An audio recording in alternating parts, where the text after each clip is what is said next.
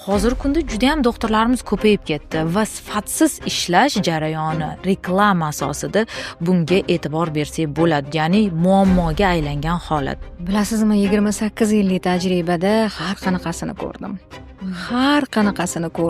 Qanaqa holatlarda davolab bo'lmaydi yoki qanaqa asoratlar kelib chiqishi mumkin, o'zi hozirda sizlar qanaqa usullardan foydalanmoqsizlar? Va subklinik gipotireozi bor bemorlarning 60% holatida shu infarktga moyillik aniqlangan. Qanqisimon bezi gormoni yetishmasa, bu gipotireoz holati deyiladi. O'sha hozirgi aytgan T3, T4 gormonlari yetarlicha ishlab chiqarilmaydi. Qurbaqa yordamida davolash, bunga qanaqa qaraysiz? U o'lguncha o'sha uyda turishar ekan, qurbaqa o'lguncha o'shanda tuzatib ketalar ekan. Juda ham strashniy darajada haqiqatda.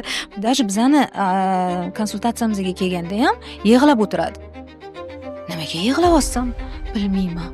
Bizani podkastimizdan ko'rishinglarni haqiqatda so'rab qolaman, chunki aynan hozirgi kunda kulgili tabiblarni qilayotgan ishlarini bugungi podkastimizda aniq eshitishinglar mumkin. Tashmiga kirganimdan ishonsangiz bitirgunimcha men ginekolog bo'laman deganman. Homilador bo'lish uchun qalqonsimon bezni borib tekshirish qanchalik muhim? Internetda qaraganda noto'g'ri fikr bo'lgan va so'ramasdan, surishtirmasdan bu kelin uyimizdan ketsin degan. Nega? Chunki u nogiron farzand tug'adi. Menga nogiron farzand kerak emas.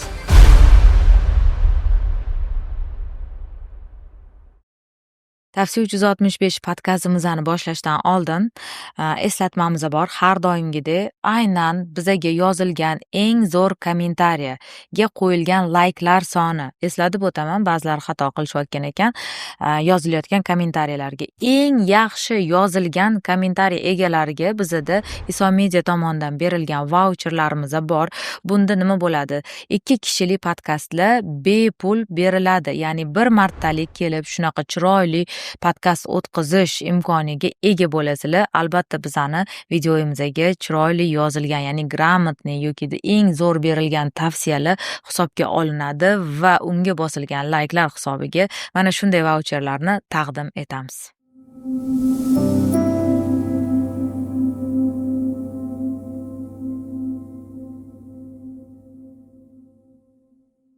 Assalomu alaykum barchaga. Mana bugun tavsiya 365 yana bitta sonini olishni boshladik. Bugungi mehmonimiz bizada tibbiyot fanlar nomzodi, oliy toifali shifokor, 28 yilga tajribaga ega bo'lgan vrachimiz, endokrinolog, nutritsiolog Ubaydullayeva Nilufar Bahromxo'jayeva bo'ladilar. Bugungi mehmonimiz juda katta yillik tajribaga ega bo'lganlar uchun menimcha juda ham qiziq bo'ladi. Chunki bizada bugungi temalar juda ham qattiq bo'ladi. Marhamat, siz o'zingizni tanishtirsangiz bo'ladi. Xalqimizga bemalol o'zingizni tanishtirib olsangiz. Assalomu alaykum. Men Ubaydullayeva Nilufar Bahromxo'jayevna. Endokrinolog, nutritsiologman, tibbiyot fanlari nomzodi, oliy toifali shifokor. 28 yildan beri endokrinolog bo'lib, elimizga xizmat qilib kelyapman. Men bugungi savolimizni shunaqangi boshlamoqchimanki, oxirida beradigan savolim birinchi bermoqchiman. Nima uchun siz 30 yilga yaqin, ya'ni 28 yilga yaqin bo'lgan tajribaga ega bo'lgan vrachimizni bunaqa darajada yosh va uspeshniy ko'rinyaptilar? Nima uchun bunaqa deyapman? Sizga klinikaga oldingizga borganimda ham, siz bilan gaplashganimda ham juda ham bemorlaringiz ko'p, juda ham sizni maqtashgan edi. Yetib borib olishim oson bo'lmadi. Oldingizga shuni hisobga olib, birinchi savolim sizga shaxsiy bo'ladi, ya'ni biza kasalliklarni boshlashdan oldin. Umuman olganda tibbiyotga qanaqa kirib kelgansiz? Shifokor bo'lishni yoshligimdan orzu qilganman. Kichkinaligimda qo'rjolan o'ynab yurganimda har doim aytardim, kim kasal bo'lsa, men birinchi bo'lib o'shani tuzataman deb. Shu orzuyim yillar davomida kuchayib bordi va meni ota-onam meni orzuyimni juda hayajonda gapiryapman. Juda ham podдержка qilishdi. Butun oilam bilan menga doktor bo'lishimga nima deydi, menga balet qilishdi. Keyin maktabni medal bilan bitirdim. Men oliy tashmiga kirish anaqasida bitta ximiyadan 5 olinsa, medalistlar kirib ketardi. Shu imtihonni topshirib keldimda, ishonsangiz agar yotib isitmalab, shunchalik men hayajonda, unda javobi tez chiqmas edi. Keyin odamlar bilan oyimlar ketishdi. telefonlar yo'q, o'tiribman, man borganim yo'q qo'rqqanimdan. Keyin bitta besh olganimni eshitib, o'sha ximiyadan tashmiga kirganimni tushundim. Va tashmiga kirganimdayam, masalan, mani uyimdagilar mani judayam qo'llab-quvvatlashgan. Oyimlar uy ishlarini ham qildirmasdilar. San o'qigin, chunki sani kasbingda bilim bo'lishi kerak. Bilim bo'lmasa ertaga odamlarga qanaqa yordam berasan deb rahmatli oyimlar mani judayam anaqa uy ishlaridan ham anaqa qilardilar. Hamma tomonlama uyimdagilar mani nima deydi, qo'llab-quvvatlashardi. Keyin 97 tashmiga kirganimdan ishonsangiz bitirgunimcha men ginekolog bo'laman deganman. Hamma tashmiga kiradigan qizlarga o'xshab men ginekolog bo'laman deganman. Shu bitirish arafasida oxirgi kurslarda adamlar qizim, ginekologiya qiyin fan. Sen endokrinolog bo'lgin. Mani o'rtog'im Ismailov Said Ibragimich bordilar. Xudo rahmat qilsin, professor. O'shalarga shogird bo'lib tushgan. O'shalardan o'rgangan, ular ham odam sifatida, inson sifatida, ham nima deydi, olim sifatida, ham doktor sifatida juda ham havasim keladi. O'shalarga o'xshagan bo'lgin deb gapiraverardilar. Yo'q, men ginekolog bo'laman. Ishonsangiz agar hech kim ishonmaydi gapirib bersam, распределениеga bir kun qolganda o'sha kechasi men aynib qo'yganman. Ertalab borib, уже men ginekolog emas, endokrinolog bo'laman deganman. Chunki men endokrinologiyani qarab chiqdim-da, hamma anaqalarini. Juda qiziq fan ekan. Endokrinologiya bu ham ginekologiya, ham nevrologiya, ham nefrologiya, ham kardiologiya. Bu fanlarni bilmasdan turib, endokrinologik kasallik tuzatish juda ham qiyin. Albatta. Bu juda ham manba chuqur hamma tomonlama birlashib ketgan, meditsinani har bitta sohasi bilan birlashib ketgan fan ekan. O'shaning uchun men shu fanni tanladim, shu kasbni tanladim. Ana bo'lmasam. Ya'ni siz buni tanlaganingizdan keyin oldingizga borganimda bir necha marta siz bizni surishtirganimizda men har doim eng yaxshi vrachlarni olib chiqishga harakat qilaman. Siz qanaqadir o'sha mediklarga ham dars berar ekansiz.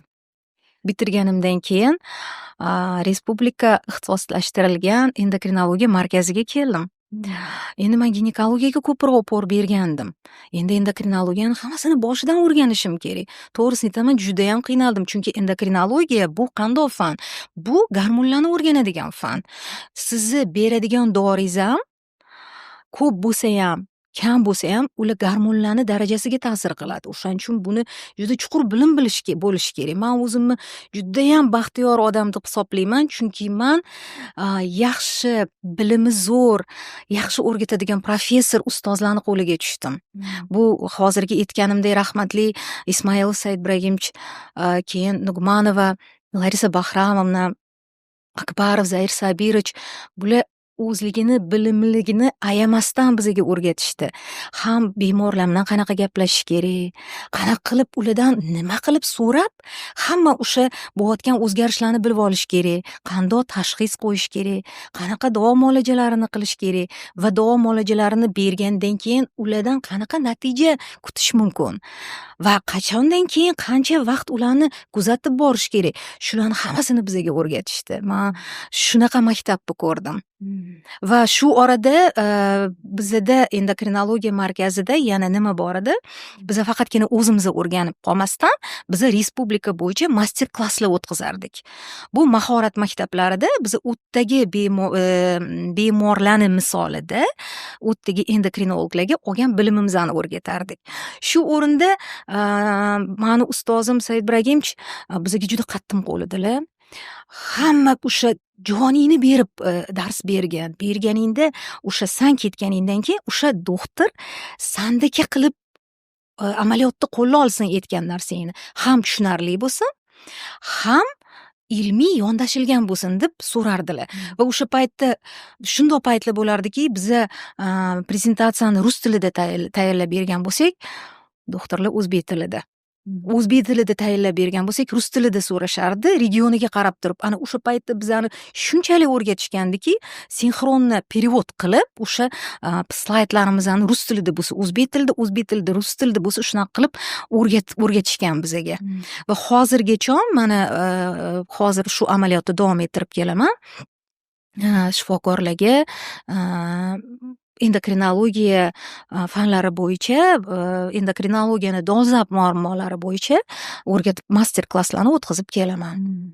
Ya'ni siz hozirgi kunda hozirgi doktorlarga dars berasiz. To'g'rimi? Shunaqa tushundikmi? Amaliyotda bo'lgan doktorlarga. Amaliyotda bo'lgan, albatta. Nima uchun men savolimni bunaqa shaxsiy qilib boshlaganimni sababini men aytaman sizga. Birinchi sababi shunaqa chiroyli yosh ko'rinib, lekin shuncha yillik tajribaga ega bo'lganingiz, bu birinchisi.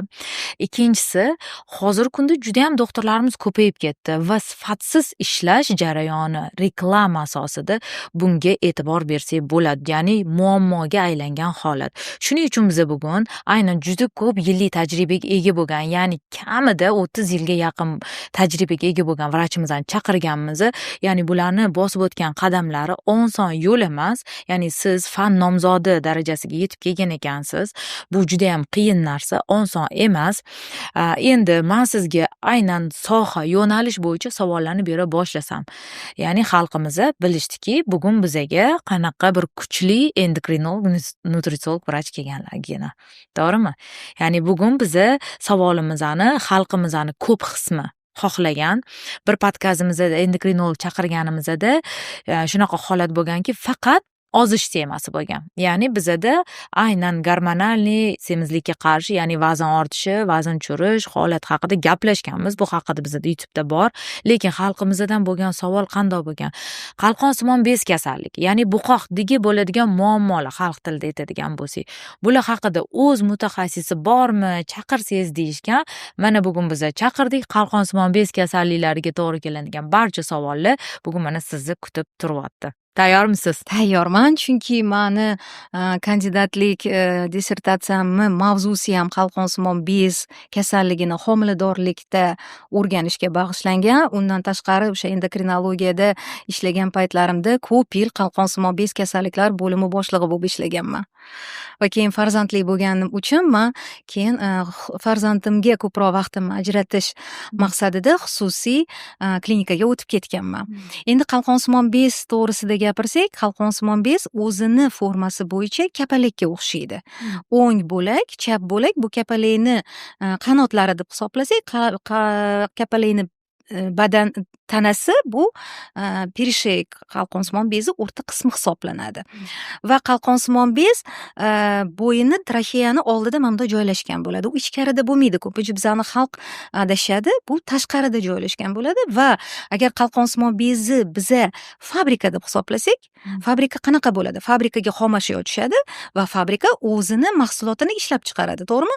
Bu qalqonsimon bezi fabrika deb tasavvur qiladigan bo'lsak, shu qalqonsimon bezga yod moddasi tushadi va qalqonsimon bez T3 va T4 gormonini ishlab chiqaradi.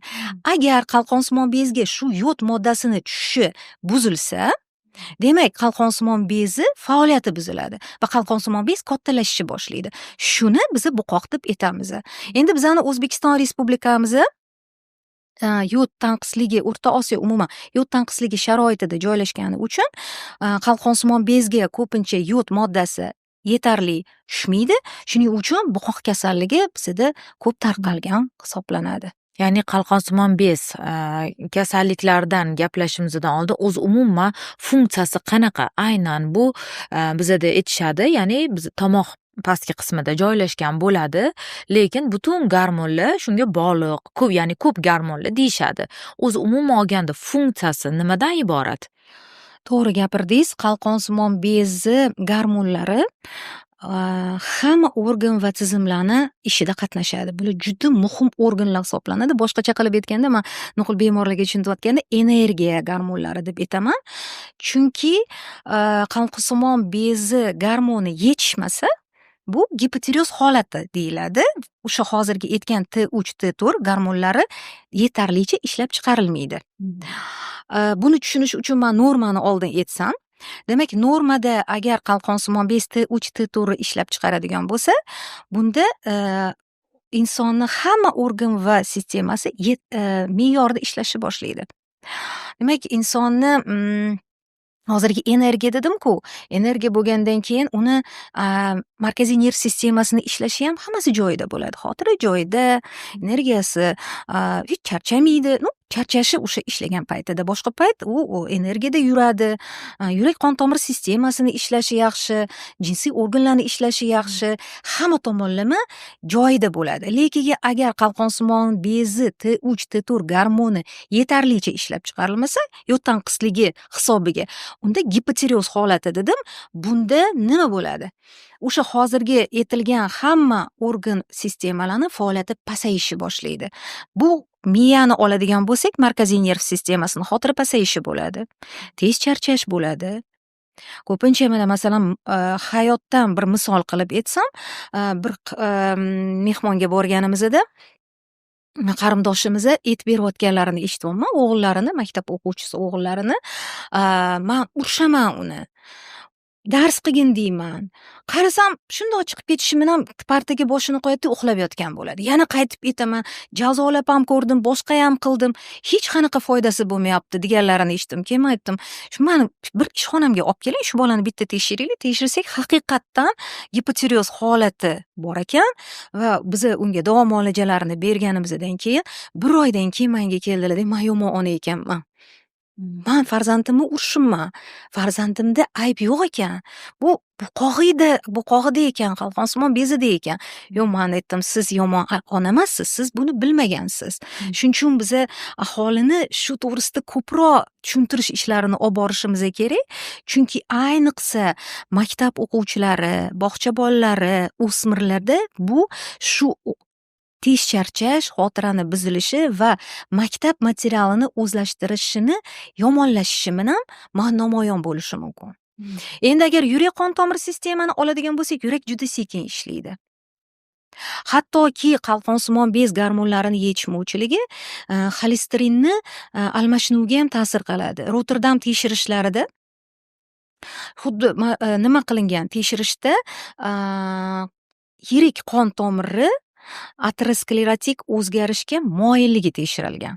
Va bunda qanaqa bemorlar tekshirilgan? Qandli diabet, xolesterinemiyasi bor, davleniyasi bor, gipertoniya kasalligi bor va subklinik gipotireozi bor bemorlar tekshirilgan. Va subklinik gipotireozi bor bemorlarning 60% holatida shu infarktga moyillik aniqlangan. Qanchalik bu nima deydi, seryozni muammo. Chunki ateroskleroz holatini ko'pincha bemorlar hech narsa bezovta qilmaydi. Subklinik gipotireozda ham asosan bizga kelishmaydi. Yaqqol manifest gipotireozda bizni endokrinologga murojaat qiladi bemorlar. Endi jinsiy bezlarni oladigan bo'lsak, bepushtlik bo'lishi mumkin. Hayzni buzilishi, bepushtlikni qalqonsimon bezi davolash bo'yicha xalqaro tavsiyanomalarni oladigan bo'lsak, bepushtlikni davolayotganda hamma tavsiyanomalarda bir xil gapiriladi. Oldin qalqonsimon bez funksiyasini normaga keltirib olish kerak-da, keyin qolganini tekshirish kerak deb. Qanchalik qalqonsimon bez gormonlarini ta'siri juda kuchli. Endi ichak sistemasini oladigan bo'lsak, qabziyat boshlanadi. O't pufagida tosh paydo bo'lishi boshlanadi. Bu shikoyatlar bilan bu gipotireoz maskalari deyiladi. Bu shikoyatlar bilan bemorlar bizga kelmaydi. Kardiologga borishadi, ginekologga borishadi, neyropatologga borishadi, chunki depressiya holatlari kuchayadi. Endi ikkinchi masalani oladigan bo'lsak, qalqonsimon bezi T3, T4 gormonlarini ko'payib ketishi. Bu tirotoksikoz holati deyiladi. Tirotoksikoz holatida modda almashinuvi shunchalik tez bo'ladiki, hozirgi aytgan narsalarimni butunlay teskarisi bo'ladi. Masalan, gipotireoz holatida bemorda modda almashinuvi pasayib ketishini hisobiga ortiqcha vazn kuzatilsa, tirotoksikoz holatida bemorlar ozishni boshlaydi. Ba'zi bir holatlarda meni amaliyotimda bo'lgan, boshida ozgina ozib kelayotgan bemorlar xursand bo'ladi. "Voy, men ozyapman, yaxshi bo'lyapti." Lekin kundan kunga ahvoli og'irlashib borgan sari tana vaznini defitsiti kuzatilganda, keyin o'ylashni boshlashadi. Endi yurak qon tomir sistemasidan yurak shunaqangi tez uradiki, Bu bemorlarda bitta joyda o'tirolmaydi bemorlar. Doim qayerdadir nimadir sweet leaves deydi rus tilida. Shunaqa harakat boshlanadi. Aritmiyalar kelib chiqishi mumkin. Chunki yurak qon tomir sistemasini bu gormonlar zaharlashni boshlaydi. Agar markaziy nerv sistemasini ta'sirini oladigan bo'lsak, bu odamlar yig'loqi, urishqoq bo'lib qoladi. Bu bizda amaliyotimizda ko'p bo'lgan bunaqa bemorlar, hattoki medpersonalmi nima bo'lgan narsalar uchun urishib bizani xafa qilib ketishardi. Keyin 1-2 oydan keyin o'zligiga kelishgandan keyin, voy uzr doktor, o'sha paytda shunaqa bo'lgan ekanman. Endi hozir o'ylasam, sizlar aybdor emas ekansizlar, bu kasalligim hisobiga bo'lgan ekan deb aytishadi. Endi biz o'rganib qolganmiz, bu narsalarga biz ahamiyat bermaymiz. Shunaqa holatlar ham bo'ladi. Endi bepushtlik, bu yerda ham bepushtlik bo'lishi mumkin. Agar ayol homilador bo'ladigan bo'lsa, bunda o'sha gormonlarni bachadonga ta'sir qilib, ularni qisqartirishni kuchaytirib olganligini hisobiga bola tashlash xavfi kuchayadi bu yerda. Agar bolani oladigan bo'lsak, o'ylang, bolalarda agar gormonlar ko'payib ketsa, ularni urishqoq qilib qo'yadi,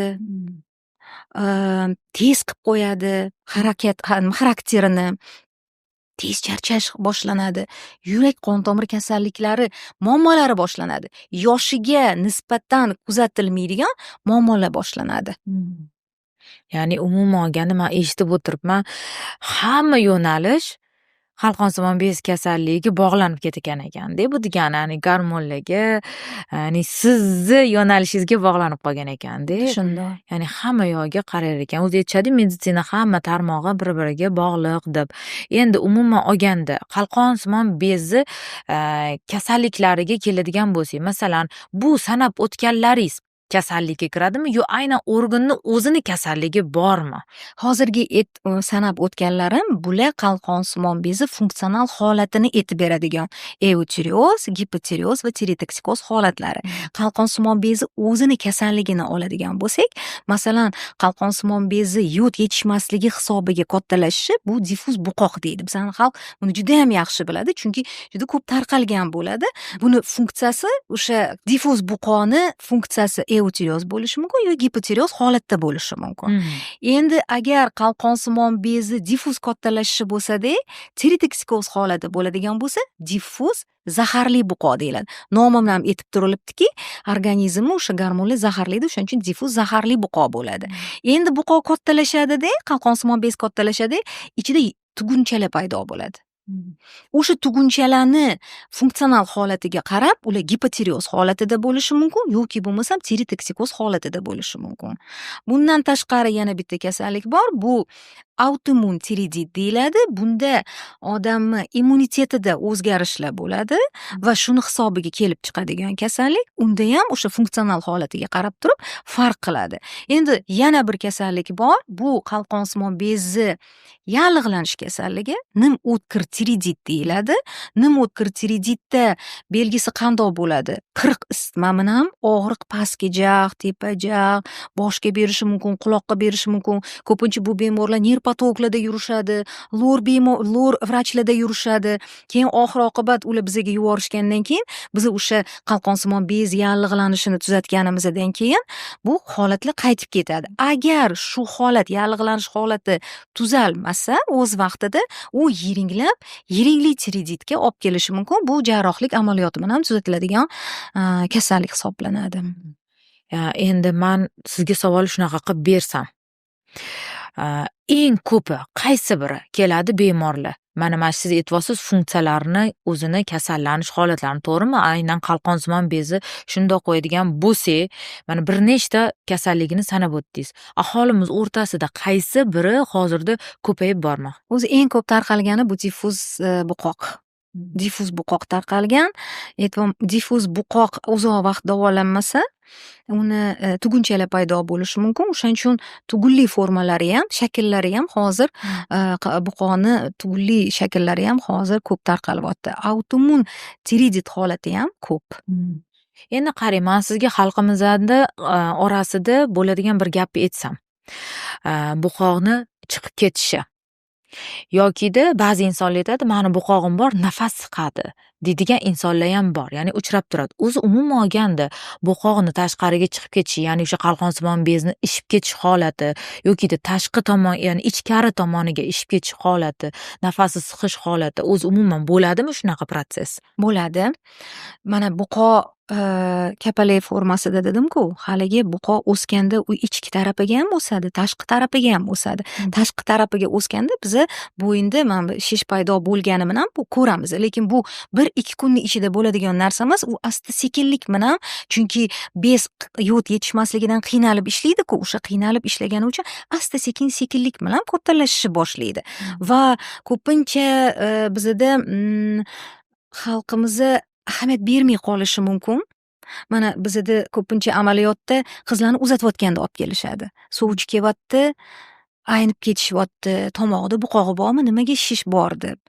Biz o'shanda savol beramiz. Bu shish buqoq bugun kecha paydo bo'lmadi. Nimaga o'spirinlik paytida olib kelmadingiz? Hozir birpasda 1 oy ichida biz kichkinlashtirib bera olmaymiz. Tugunchalar paydo bo'libdi, mana bunaqa bo'libdi desa, onalar hayron bo'lib qolishadi. Bu narsa sekinlik bilan bo'ladigan narsa va u o'sganda afsuski bizani oxirgi paytda shunaqangi katta buqolar bilan kelishyapti bizani klinikaga. Bu traxeya, qizil o'ngach o'tadi bo'yinda. O'sha qizil o'ngachcha ham traxeyani ham surib qo'yyapti katta buqolar. Va to'shi orqasiga ham o'tyapti. Bu buqolar shunaqangi katta buqolar hisoblanadi. Ularni faqat jarrohlik amaliyoti bilan olib tashaladi va unda 3 ta komanda ishlaydi. Bu murakkab operatsiya hisoblanadi. Endi shu o'rinda aytmoqchi edimki, xalqimizga shu darajaga olib bormaslik uchun agar farzandinglarda yuqorida aytilgan qanaqadir belgilarni ko'radigan bo'lsanglar, vaqtida shifokor endokrinologga murojaat qilinglar. O'shanda hammasini orqaga qaytarsa bo'ladi. Qalqonsimon bez kasalliklari bular davolanadigan, davosi bor kasalliklar hisoblanadi. Endi qarang, mana siz vaqtida olib kelish kerak deyapsiz. Xo'p, aytaylik, vaqtida olib kelinmadi. Yokida aynan kasallik o'tkazib yuborildi. Bunaqa holatda biza aynan sizni yo'nalishingizdagi vrachlardan nimani kutsak bo'ladi? Ya'ni kasal bemor keldi, o'tkazib yuborildi. Hozir bilamiz, internetda ham, hamma yoqda ham, живой borsa ham doktorlarimiz o'tkazib yuborib kelibsiz deyishadi. Bu bizning o'zbeklarimizni eng nozik nuqtasi. Keling, biz o'tkazib yuborgan bemor haqida gaplashsak. Ya'ni qalqonsimon bez kasalligini o'tkazib yuborgan, ya'ni asoratlar haqida va uni davolash haqida gaplashsak. Qanaqa holatlarda davolab bo'lmaydi yokida qanaqa asoratlar kelib chiqishi mumkin? O'zi hozirda sizlar qanaqa usullardan foydalanyapsizlar? Qalqonsimon bezni davolash usuli bu 3 ta: konservativ, radioterapiya bilan davolash va operatsiya yo'li bilan davolash. Bu 3 ta usulni tashxisi qanaqaligiga qarab va uni asorati bor yo'qligiga qarab tanlanadi. Bu hammasi individual tanlanadi. Bunaqa degan ramka yo'q. Har bitta bemor yoshini hisobga olamiz. Uni tug'ishi kerak bo'lishi mumkin masalan, yoki bo'lmasam homilador bo'lishi mumkin, yoki yoshi katta odam bo'lishi mumkin, yoki bo'lmasam yosh bola bo'lishi mumkin. Hammasiga biz individual yondashgan ravishda biz davo muolajasini tanlaymiz. Endi asorat bo'ladigan bo'lsa, eng ko'p asorat uchraydigan bu diffuz zaharli buqoqda uchraydi. Bu bizni juda qo'rqadigan asoratimiz bu yurakka ta'sir qiladi. Mana qalqonsimon bezi T3, T4 juda ham ko'p miqdorda ishlab chiqariladi bu kasallikda va ular yurakni zaharlashni boshlaydi. Boshda yurak tez uradi, 130 uradi, 150 uradi va asta-sekin bu yurak charchaydi.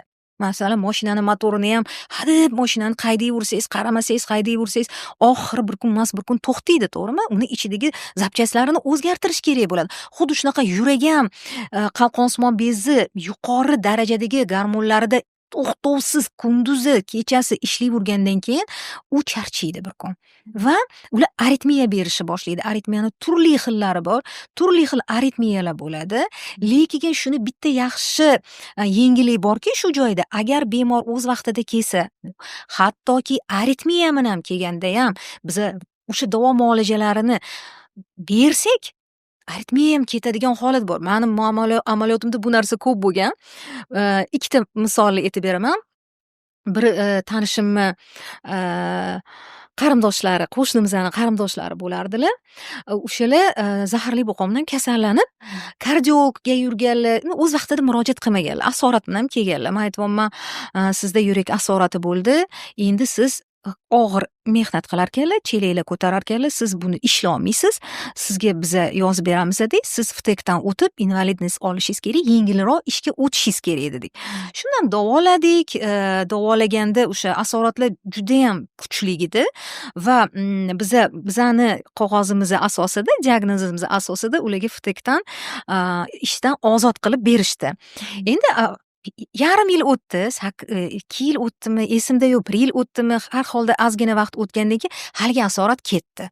Bir payt eshigimni tagida o'tiribdilar, yig'lab o'tiribdilar oldimda.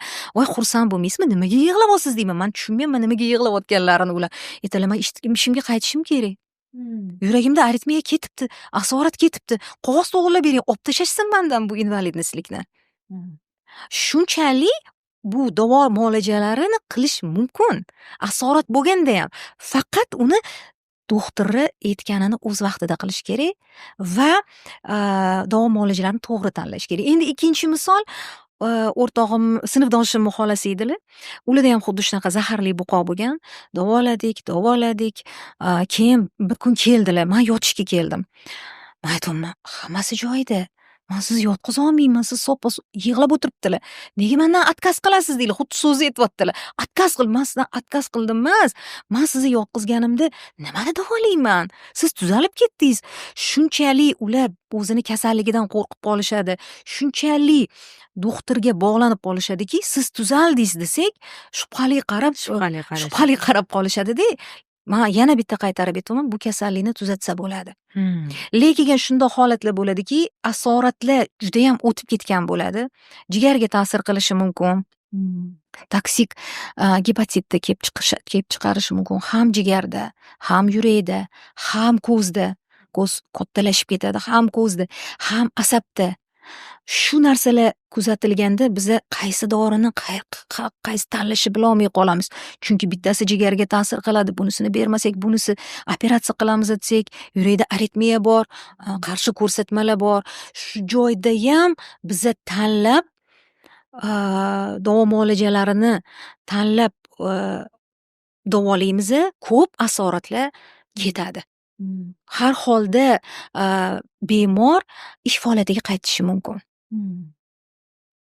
Endi qarang, siz hammasiga yod tanqisligi sabab deyapsiz, to'g'rimi? Keling, biz xalqimizning orasida yuradigan bir jumlani ishlatsak va unga ta'rif bersangiz.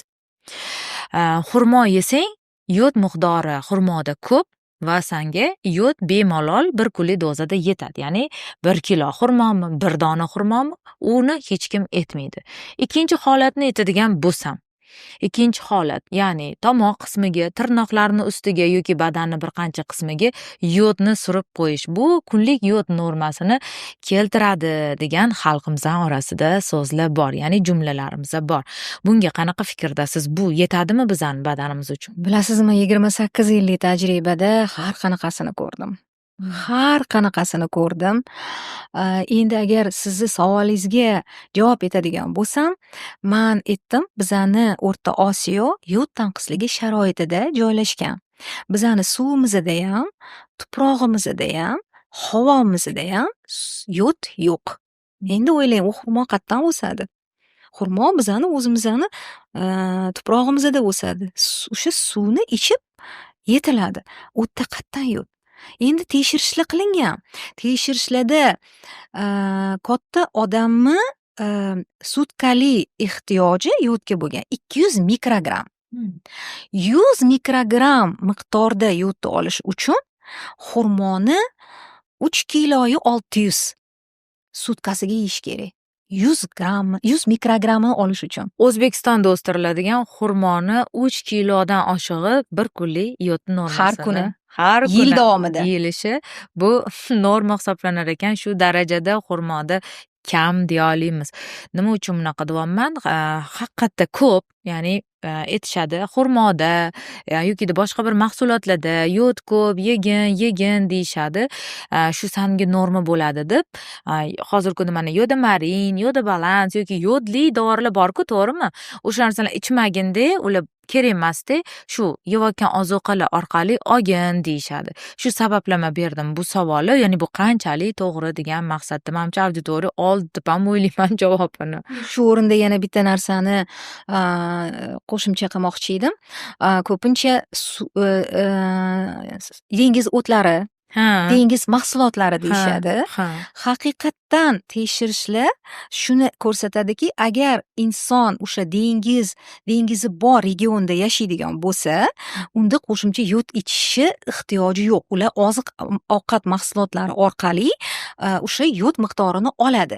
Lekin bizani xalq aytadi, dengiz o'tini bergin, dengiz mahsulotlarini bergin, lekin ular bizada o'smagandan keyin biz kundalik har kuni uni iste'mol qila olmaymiz-ku. O'sha dengiz o'tini ham har kuni yetarli darajada iste'mol qila olmaymiz. Bu iloji bo'lmagan narsa. Endi shu o'rinda bizani respublikamizda juda katta ishlar qilingan. Yod tanqisligiga kurash bo'yicha judayam bir katta yutuqimiz deb o'ylayman. 2007-yili O'zbekiston Respublikasida iste'molga ishlatiladigan tuzni yodlash haqida qonun qabul qilingan. Yodlangan tuz. Yodlangan tuz. Bu nima degani? Shu to'g'risida bir ma'lumot berib o'tmoqchi edim. Yod tanqisligini oldini olishda eng ommabop hisoblanadigan narsa bu iste'molga ishlatiladigan osh tuzini yodlash. Nimaga hammaga nimaga bu qonun aynan osh tuzini yodlash qabul qilindi? Nimaga suvni emas, nimaga non mahsulotini emas, nega masalan unni emas? Chunki tuzni odamni irqiga, yoshiga, millatiga va finans darajasiga qaramasdan hamma qabul qiladi. Hamma iste'molga osh tuzini ishlatadi. Va osh tuzini yodlanayotganda shu narsa hisobga olinganki, o'sha korxonadan o'sha sotiladigan do'konga olib kelinadi. Do'kondan uyga olib kelinadi va ro'zg'orda ishlatilganda, o'sha ovqatga solinganda hammasi bir qismi uchib ketishi, chunki yod o'zini tabiiy xususiyati ozgina uchish xususiyatiga, agar Mendeleyev sistemasini eslasak, u uchib ketish xususiyatiga ega. Shuni hammasi hisobga olinadi. O'sha bir qozon ovqatga o'sha uy bekasi me'yorida ko'p emas, me'yorida solganda, o'sha butun oila a'zolari o'sha yodni yetarli qabul qiladi. Mana shu narsa. Lekin buni yana o'ziga yarasha bitta tomonlari bor. Sizlar magazindan olayotganingizda uni qadog'i butun bo'lishi kerak. Teshilgan bo'lishi kerak emas. Chunki teshilgan bo'lsa, yod uchib ketadi. Yodlangan tuzni saqlash muddati 6 oy. O'tib ketsa ham ichida yod yetarli bo'lmaydi.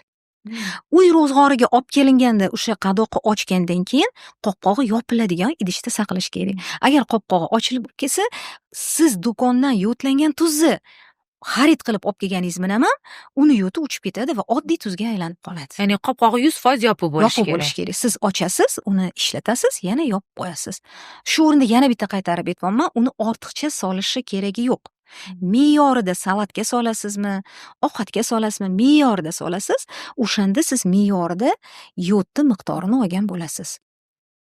Ya'ni bu menimcha juda ham zo'r maslahat ham, tavsiya ham bo'ldi. Даже men bilmas edim bu narsani, to'g'risini aytaman sizga. Hozir men o'ylab qoldim. Oshxonamda tuz turadigan idishni qopqog'ida ложка sig'adigan darajada teshigi bor. Qoshiq turadi. Hozir o'ylayapman, bo'ldi, men 100% yopiladiganli idishga almashtirar ekanman deb o'ylayapman. Даже o'sha ham demak bizada chiqarib yuboradi, havo orqali reaksiya kirishib ketar ekan yod. Endi ikkinchi fikrga keladigan bo'lsak, mana bizada tomoqlarga, tirnoqlarning ustiga, tizzalarni oldiga yokida tovon qismlarimiz, oyoqni tegi kafti qismlariga yodlarni surib qo'yishi bizni internet tarmog'ida ham ko'ramiz. Eskilar, buvilarimiz ham qo'llashgan bu narsani, ya'ni bor narsa xalq orasida. Bunga qanaqa fikrdasiz? Endi bu yodni, siz aytayotgan yod, bu butunlay boshqa funksiyani bajarish uchun ishlab chiqarilgan yod. U teriga surilgan bilan siz buqoni oldini ololmaysiz. Qalqonsimon bez kasalligini oldini ololmaysiz. U davo muolajasida ham uni ishlatib bo'lmaydi. O'shaning uchun agar qalqonsimon bez kasalligini oldini olmoqchi bo'lsangiz, ro'zg'orda yodlangan tuz ishlatish kerak. Agar siz davolamoqchi bo'lsangiz, uni oldin tashxisini qo'yish kerak. Kasallikni tashxisini qo'yib, davo muolajasini tanlash kerak. Tovonga surilgan bilan, tirnoqqa surilgan bilan u bunaqa samara bermaydi. Endi mana sizga hozir xalq orasidagi so'zlarni, jumlalarni aytyapman. Keling endi orada, shu savollarning orasida alternativ meditsinaga ham tarqalib ketsa, ya'ni uyda mahalliy davolash, tabiblar yordamida davolash yokida irim-sirimlar orqali davolash. Ya'ni shunaqangi bermoqchimanki savol. Hozir kunda juda ham ko'payib ketgan, aynan gormonlarni davolash uchun ham har xil tabiblarimizni turli xil noyob usullardan foydalanishayotgan ekan. Bir qancha usullarni bizga savol qilib jo'natishgan. Ya'ni qurbaqa yordamida davolash. Bunga qanaqa qaraysiz? Praktikamda bo'lgan, amaliyotimda vodiy tomonda shunaqa bir tabib bor ekanlar. Uylarida katta hovuz bor ekan. Bir ikkita xonalari bor ekan, yotadigan xonalari. Bemorlar, buqog'i bor bemorlar borar ekanda, o'sha tirik qurbaqani o'sha buqoni tomog'iga boylab qo'yishar ekanda, o'sha tirik qurbaqa bilan o'lguncha o'sha uyda turishar ekan, qurbaqa o'lguncha o'shanda tuzatib ketalar ekan degan anaqa bilan menga so'rab kelishgan. Yana bittasini eshitganman. Bitta tanishim buqog'i bor edi, autoimmunniy tiroidit bor edi. Kelib, ko'rib bering, meni buqog'im ketdimi deb keldilar. Men endi palpatsiya qilsam, joyida turibdi-ku desam, qanaqasiga jahllari chiqib ketdi. Bilasizmi, ularga nech pul berdim. Nima qildingiz desam, perchatka kiygan tabib. Meditsinskiy tibbiyot perchatkasini kiyganda, og'zingizni ochib turing degan. Endi bizani xalq shunchalik soddaki, shunga ishonganiga men hayron qolaman. Og'zini ochganda nimadir olgan deydi. O'z ko'zim bilan ko'rdim, qonli bitta narsa chiqdi deyapti. Perchatka og'zimga solatganda top-toza edi. Olganida qonli bitta narsa. Mana qalqonsimon bezingni olib tashladim, bo'ldi, buqoqdan qutulding deb. Men sizga hozir aytdim, qalqonsimon bez tashqarida. Uni ichkaridan og'zini ochgandan olib tashlab bo'lmaydi. Men uni o'sha tanishimga tushuntirsam, qanaqasiga deydi, nimani oldi deydi. Men bilmadim nimani oldi dedim. Lekin buqog'ing joyida turibdi dedim. O'rtog'im edi. Xuddi shunaqa yana bitta boshqa usul bor, juda tarqalib ketuvdi. Oxirgi paytda uchratmayapman bu narsani. Akupunkturada ishlatiladigan sigaretalar bor. Sigareta deydi. Men ham akupunkturani o'z vaqtida o'tganman. Qiziqmagan narsam qolmagan, shu tibbiyotda hamma anaqani o'rganib chiqqanman. O'sha akupunkturada bundoq o'tdan qilingan sigareta holatida bo'ladi-da, o'sha akupunktura tochkalarini faoliyatini yaxshilash uchun o'sha ushlab turib qizdiriladi. Bu akupunktura anaqasida kavычкада olganda qilaman deb turib, o'sha sigaretani teriga, o'sha buqonni proyeksiyasida sigaretani teriga qilib kuydirgan. Endi o'ylang, ayollar kelyapti, o'sha sigaretani dog'lari turibdi. Men aytayapman, qanaqa qilib o'zinglarni qo'yib berdinglar? Bu butun milliy dog' bo'ldi, kuydi, og'rimadimi? Buqog'im ketadi deb biz ishondik. Lekin buqoq joyida. Oxir oqibatda aylanib bizga kelishadi, baribir biz o'sha davo muolajalarini beramiz. O'shaning uchun bu davo muolajalaridan hech qanaqa samara bo'lmaydi. Bu davo muolajalarini aytayotganda yana bitta qaytarib aytaman, tashxis to'g'ri qo'yilishi kerak.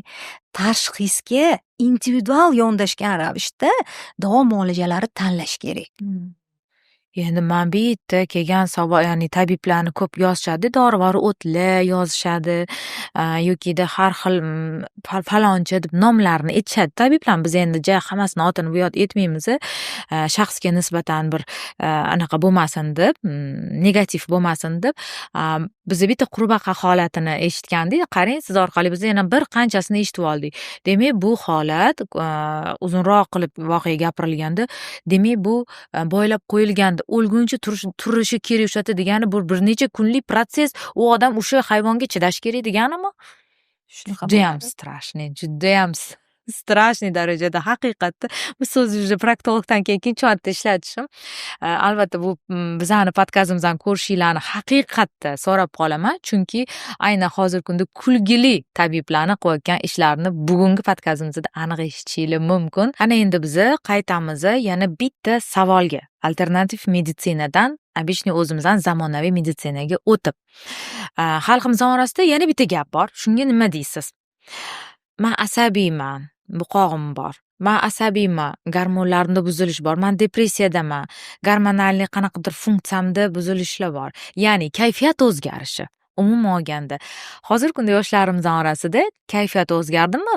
Qo'sh tirnoq ichida gormonlarda buzilish bor. Kayfiyat o'zgardimi? Ular depressiyada. Kayfiyat o'zgardimi? Bo'ldi, ularda qalqonsimon bez kasalligi bor. Yokida ba'zi kelinlarda nafas siqish holati bor. Albatta, ular ham kasal. Bu holatlarga nima deya olasiz?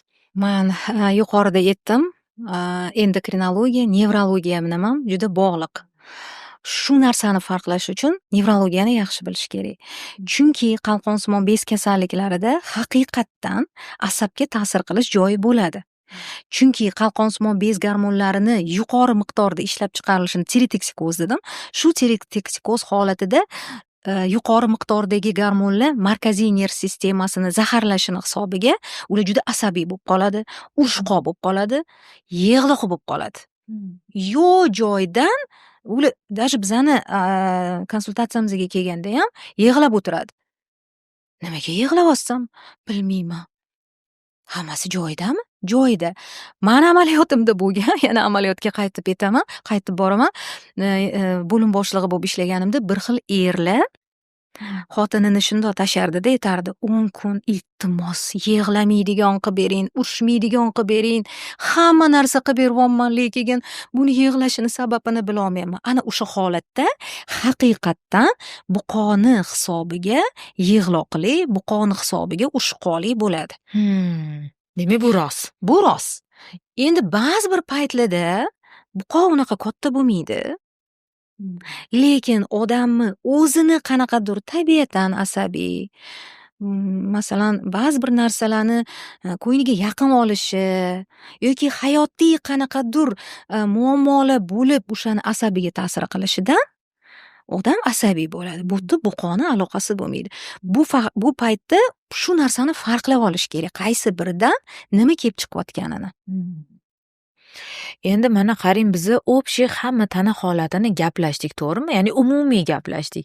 Keling, sizni aynan o'zingizni mutaxassisligingiz, aynan fan nomzodiman dedingiz va homilador davridagi holat haqida gapirdingiz, to'g'rimi?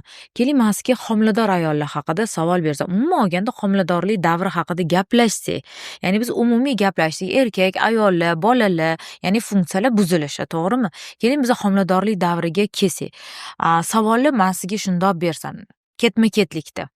Homilador bo'lish uchun qalqonsimon bezni borib tekshirish qanchalik muhim? Undan keyingi keladigan savolim sizga, homiladorlik davrida qalqonsimon bez kasali borligini bilib qolsa, u qandaydir muolajalarni olishi mumkinmi? Uchinchi savolim, homiladorlikdan keyin ona va bolaga bo'ladigan aynan terapiyalar yokida ularni davolashdagi nojo'ya holatlar, ya'ni уже kech buni davolash, bolada shunda asorat bor yokida onada deydigan, ya'ni umuman kompleks homiladorlik haqida gapirsangiz.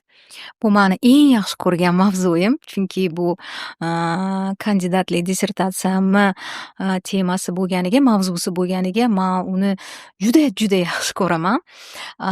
Birinchi savolingiz, homilador bo'lmoqchi bo'lgan ayollarda nima qilish kerak? Demak, men shu yerda aytardimki, xalqimizga nima tavsiya bergan bo'lardim?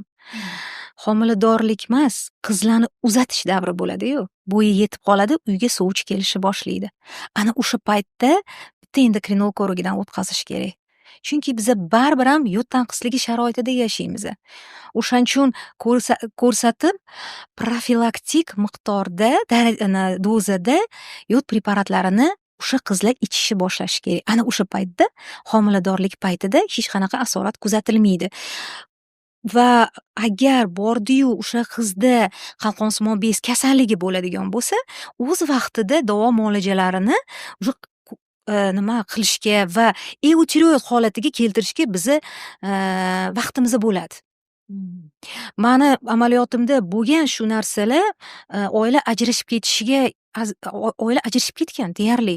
Mani o'sha grajdanlik sudiga ekspert qilib taklif qilishgan. Qiz bolada autoimmun tiroidit bo'lgan va u o'sha to'ydan oldin ichib yurgan dorisini, lekin qaynona qaynotasidan bekitgan. Shu o'rinda bekitish kerak emas deyman-da, baribir ham. Baribir ham shu dorisini bu hech narsa emas. Bu og'ir kasallik emas. Bu bilan sog'lom farzand tug'ish mumkin. Nechta farzand xohlasa shuncha tug'ish mumkin. Necha yil umr berilgan bo'lsa shuncha ko'riladi. U hech qanaqa og'ir kasallik emas. Buni bekitish kerak emas deb o'ylayman-da. Bekitgan va nimagadir qaynota kelinni tortmasda ko'rib qolgan dorini. Borib internetni qaragan.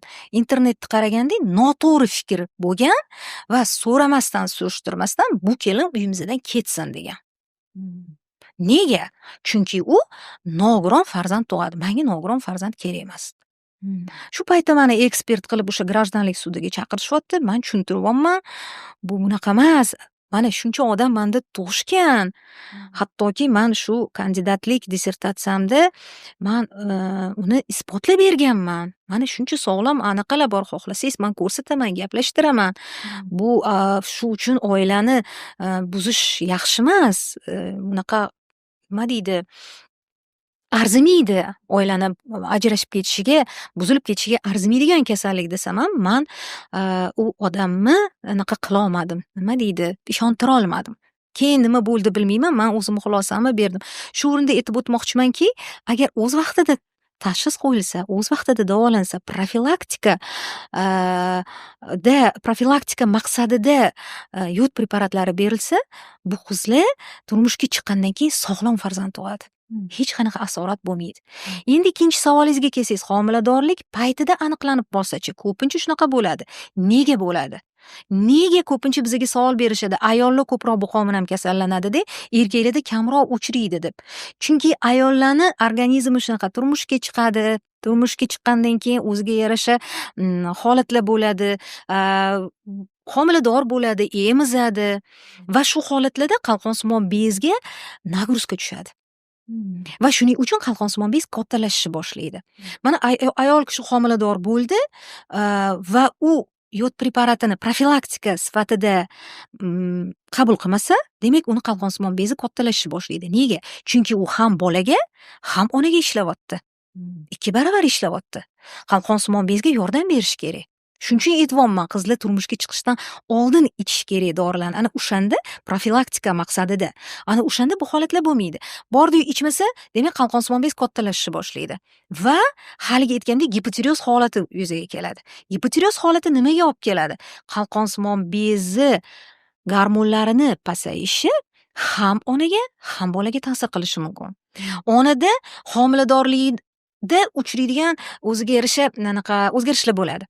Toksikozlar. Bu ayollarda ko'proq uchraydi toksikozlar. Homila tushish xavfi. Bu ayollarda ko'proq uchraydi. Yoki bo'lmasam tug'ruq kuchlarini sustligi. Muddatidan o'tib tug'iladi bu bolalar. Chunki qalqonsimon bez gormonlari yetishmaganidan keyin bachadonni qisqarishi yetarli bo'lmaydi. Agar homilani oladigan bo'lsak, homilada ham o'ziga yarasha tushib qolish xavfi tushib qolishi mumkin yoki o'sishida. Mana shu o'rinda men har doim doktorlarga prezentatsiya qilganimda bitta slayd ko'rsataman-da. O'sha slaydda 40 haftalik homiladorlikning davri va markaziy nerv sistemasini asosiy nima deydi qismlarini shakllanish davri yoziladi, ko'rsatiladi. Asosiy shakllanish davri bu 1-trimestr, 2-trimestr boshida bo'ladi. Bular ko'zga ta'sir, ko'zni shakllantiradigan, quloqni shakllantiradigan va hokazo va hokazo. Kelajakda insonni informatsiyani qabul qilib uni o'ziga nima deydi analiz qiladigan funksiyasi, miyani funksiyasi ham shu homiladorlikni boshlang'ich davrida shakllanadi. Ana o'sha paytda judayam muhim ayol kishi yod preparatini ichishi yoki bo'lmasam gipotireoz holati bo'ladigan bo'lsa, o'shani eutereoz holatiga keltirish. Agar o'sha paytda shu holat bo'lmasa, demak defekt bo'ladi. Bu degani bola nuqson bilan tug'iladi degani emas. Bola tug'iladi. Ro'sti ham, vesi ham, ko'rinishi bo'yicha ham hammasi joyida bo'ladi. Lekin maktabga chiqqanda bolada maktab materialini o'zlashtirishda qiyinchilik bo'ladi. Ko'pincha eshitgansiz. Nimaga sizni bolangiz bittada she'rni yodlab oladi-da, mani bolamni 3 marta, 4 marta qaytaraman, o'shaman, yodlolmaydi. Mana shu holat shu bilan bog'liq bo'lgan bo'lishi. Homiladorlik davridagi holat farzandni maktabga chiqqanida bilinadi.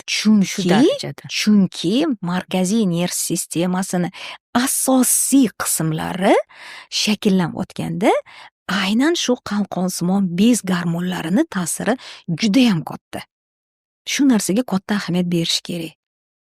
Hozir o'ylab qoldim-da, shu eskilar oldin nechinchidir asrlarda rosa olimlar ko'p bo'lgan-ku, o'sha klimat yaxshi bo'lgan, ovqatlanish yaxshi bo'lgan, hamma narsa joyida bo'lgani uchun ham oldin chiqqan ekan-da, olimlar deb qoldim, ko'p miqdorda demoqchiman. Men o'shaning uchun ma'ruzalarimda aytaman, bizani genlarimiz kuchli. Bizda juda kuchli genlar turibdi. Bizani olimlarimiz bizani O'zbekistonni butun dunyoga tanitgan. Shuning uchun biz agar shu narsalarga ahamiyat bersak, bizani xalqimiz juda aqlli. Ana endi siz bu 3-savolimni qismiga kelsak. Mana biz bilmay qoldik. Na oldin bildik, na davrda bildik, homiladorlik davrida. Uje farzand dunyoga keldi. Ana endi nima bo'ladi? Hozir bu narsa juda ham kam uchraydigan holat. Chunki jen konsultatsiyalarda ginekologlarimiz hozir juda ham yaxshi tushunishadi yod tanqisligi muammolarini. Terapevtlarimiz ham yaxshi tushunadi. Shuning uchun poliklinikalarda albatta endokrinolog ko'rigidan o'tadi har bitta ayol va o'z vaqtida tashxis qo'yiladi. Bu narsa juda ham yaxshi yo'lga qo'yilgan. Endi oldingi paytda, masalan, men ish faoliyatimni boshlagan paytda 98-yillarda yod tanqisligi juda ham kuchli bo'lgan payt, hali qonun qabul qilinmagan, ko'pchilik bilmas edi. Ana o'sha paytda men o'sha kandidatlik dissertatsiyamga material yig'ib yurgan paytda mana shu asoratlarni ko'rganman. Menga kelgan ayol kishi 38 haftada. 38 hafta degani 2 haftadan keyin ayol kishi tug'ishi kerak. O'sha paytda vaqt yo'qotilgan. Ayol tug'dilar va tug'ma gipotireoz qiz tug'ildi. O'z vaqtida davo muolajalarini boshlansa, bu bolalar o'sishda, jismoniy o'sishda va boshqa o'sishda, aqliy o'sishda yetib oladi o'zini anaqalariga, tengdoshlariga. Lekin baribir ham bilasizmi, bu bolalarni boshqa bolalardan nima farqi bo'ladi? Bu bolalar o'qituvchi bo'lib ishlay olmaydi. Doktor bo'la olmaydi. Lyotchik bo'la olmaydi. Dispetcher bo'la olmaydi. Chunki o'sha aynan markaziy nerv sistemasi shakllanayotgan paytda onada yod yetishmovchiligi va qalqonsimon bez gormonlarini yetishmovchiligi kuzatilgan. Shuning uchun materialni o'zlashtirish va uni tezlik bilan operativniy deydi-ku, operativni hal qilish bu odamlarda yetishmaydi. O'shaning uchun ularga yengil ish o'rgatiladi.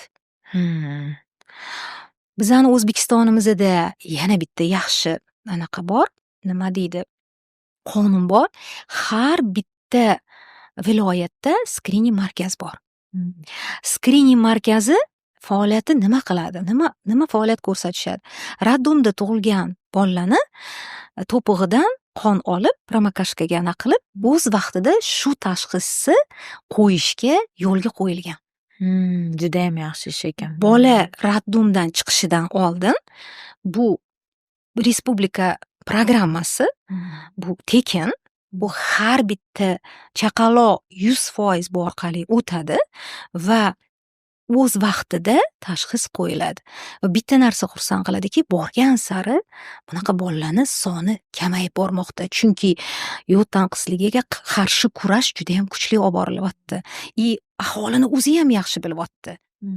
Endi bola tug'ildi. Mana ona homiladorlik paytida dorilarini ichdi. Shu o'rinda yana bitta narsani aytib o'tmoqchi edim. Agar gipotireoz holati bo'ladigan bo'lsa, masalan, boshidagi ichgan dorilari homiladorlik davri katta bo'lgan sari unga bo'lgan talab oshadi. Chunki bolani ham oshadi talabi va shunda boshida berilgan doza, dori vositani dozasi homiladorlik muddati katta bo'lgan sari ko'payishi mumkin. Shuning uchun boshida homilador ayol endokrinologga borgandan keyin 2-trimestrda, 3-trimestrda ham borish kerak. Shu gormonlarni tekshirib turib qonda kerakli bo'lsa dozasini ko'tarish kerak.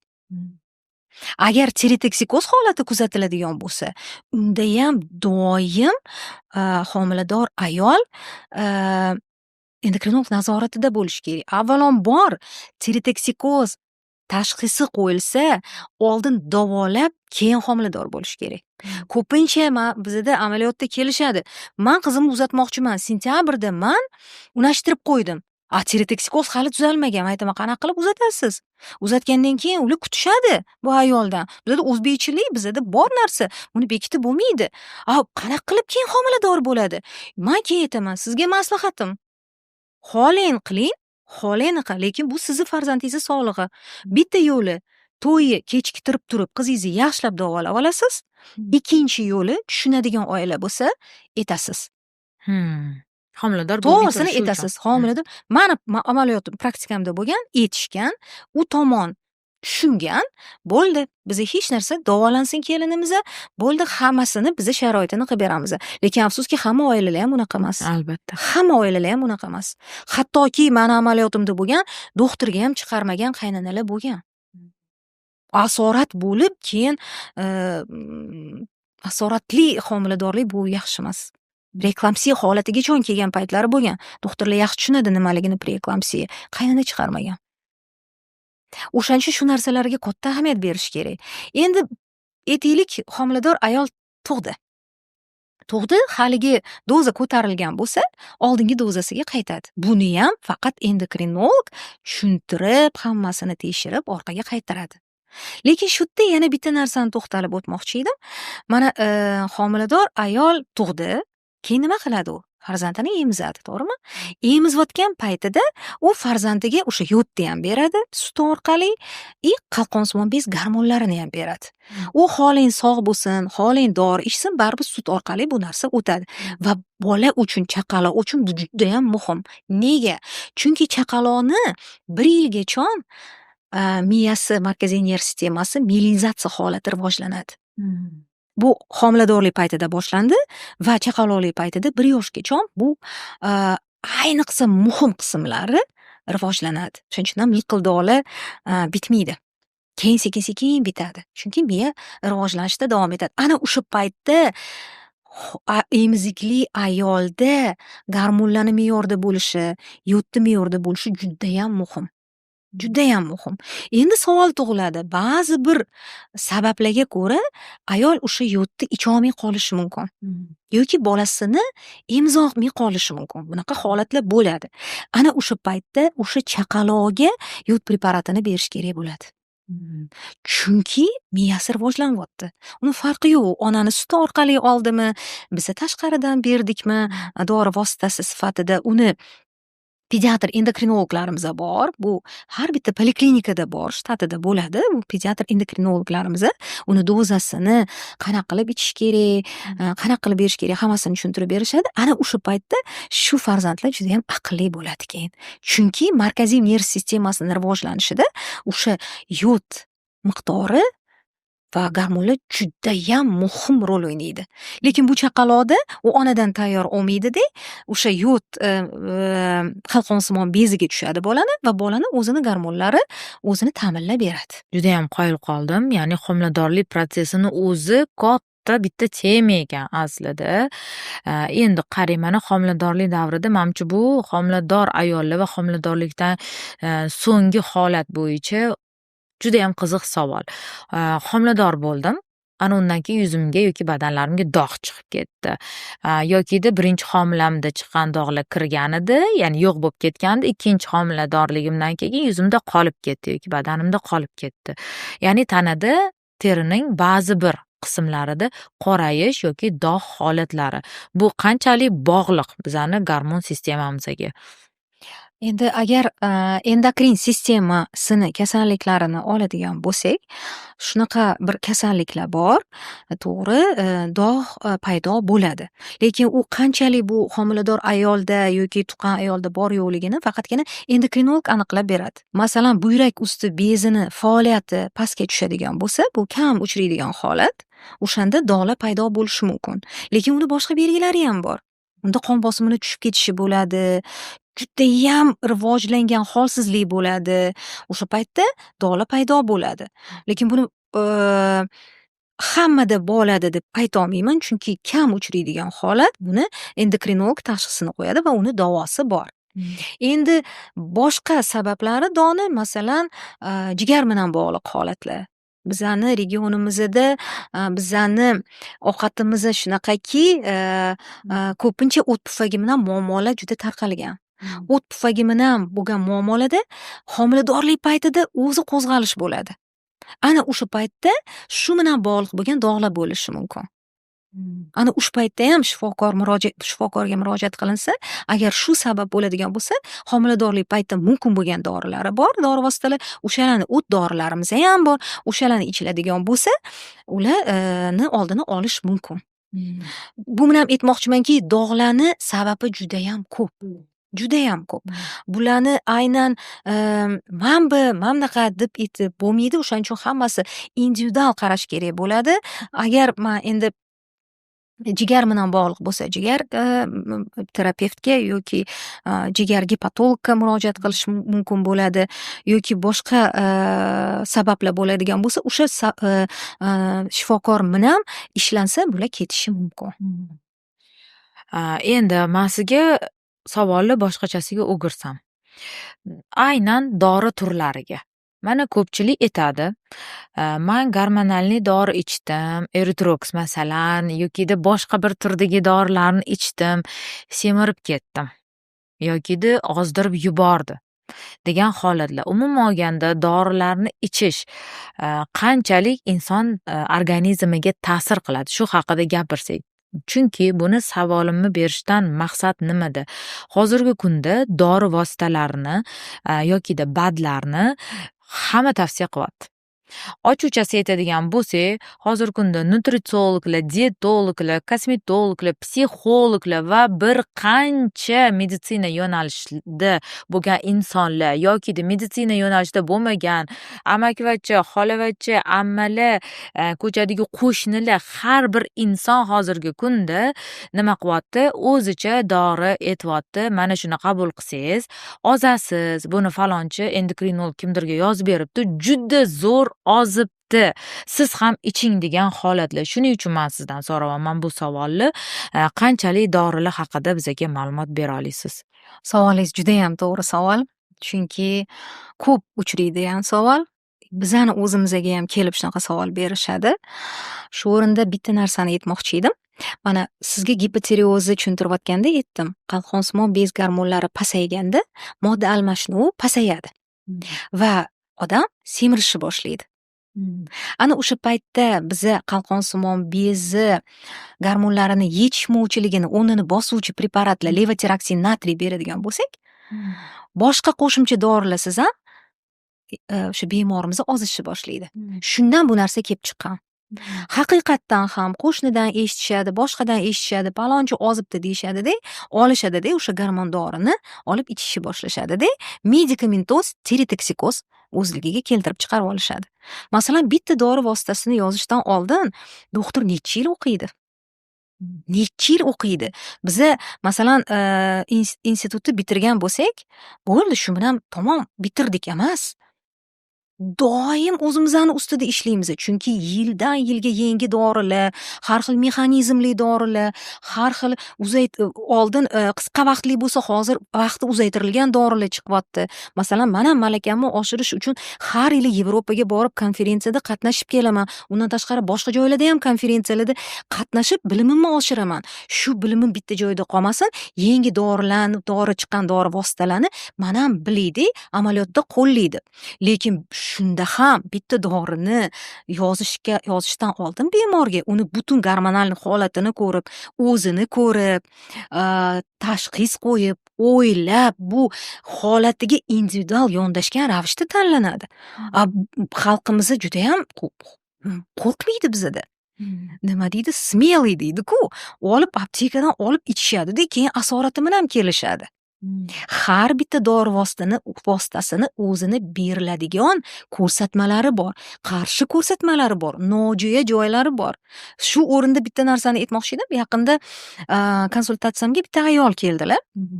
Kirib kelyaptilar. Chiroyli ayol, kelishgan ayol. Hech qanaqasi yo'q. Men ortiqcha vazn bilan qilmoqchi, meni ozdirib bering. Sizga bitta maslahat bilan keldim. Nima maslahat? Meni kosmetologim, e'tibor bering, kosmetologim aytdilar, ozish uchun beriladigan ukol dorilar bor ekan. Bor. Siz kelsangiz, men shunda bitta qilib qo'yaman, ozib ketasiz. Kosmetolog? Adashmayapsizmi dedim. Balki endokrinolog aytgandir. Men bu dorini yozishdan oldin yaxshilab tekshirib, hamma tomonlama analizlarini ko'rib, keyin nojo'ya ta'siri bo'lmaydimi bu bemorda tushuntirib, boshqa qilib yozaman. Kosmetologlar bemalol yozishar ekan. Men qoyil qoldim. Qo'rqishmas ekan. Chunki xuddi shunaqa holat bo'ldi. Xuddi shu dorini boshqa doktor yozgan, boshqa bemorga, o'tda haqiqatdan ham bemor ozishi kerak bo'lgan, ortiqcha vazni bo'lgan va ortiqcha vazn ketidan qandli diabet kelib chiqish xavfi уже boshlangan. Chunki qonni qand miqdori yuqori miqdorda. Bu ayol ozishi kerak haqiqatdan. Va vrach yozgan. Siz aytayotgan o'sha gormonal dori vositani ukol qilinadigan ozdiragan dori, lekin analiz ko'rilmagan. Bemorda nojo'ya ta'siri boshlangan, bemor qusishi boshlangan va boshqa nojo'ya ta'sirlar boshlangan va shu orada menga kelyaptilar, men zudlik bilan kasalxonaga yotqizdim. Dori to'xtatilgan, ayol to'xtatgan dorini men davoladim. 1 oydan keyin keling dedim. 1 oydan keyin analizlaringiz sal yaxshilansa, berishni o'ylab ko'ramiz yana o'sha dorini. 1 oydan keyin ham ahvollari yaxshilanmadi. Men aytdim, kechirasiz, men yoza olmayman. Keling, undan ko'ra fizkultura qiling, parhezni tushuntirib beraman, как nutritsiolog to'g'ri ovqatlanishni tushuntirib beraman. Shu yo'l bilan ketamiz. Sizga bu dorini men bera olmayman. Ko'ryapsizmi, qanchalik bu nima deydi, nozik masala. Buni olib, bundoq aptekadan olib ichib yorib yoki qo'shnim aytibdi, qarindoshim aytibdi deb bu bo'lmaydi. Buni albatta mutaxassis bilan maslahatlashib, qog'ozga solib berish kerak. Shu o'rinda men shuni ayta olamanki, hozirgi kunda judayam ko'p inson ozmoqchi. Uni asoratlarini aynan respublikamiz bo'ylab mashhur insonlarda ko'rishimiz mumkin. Nimalar qilib yotishibdi.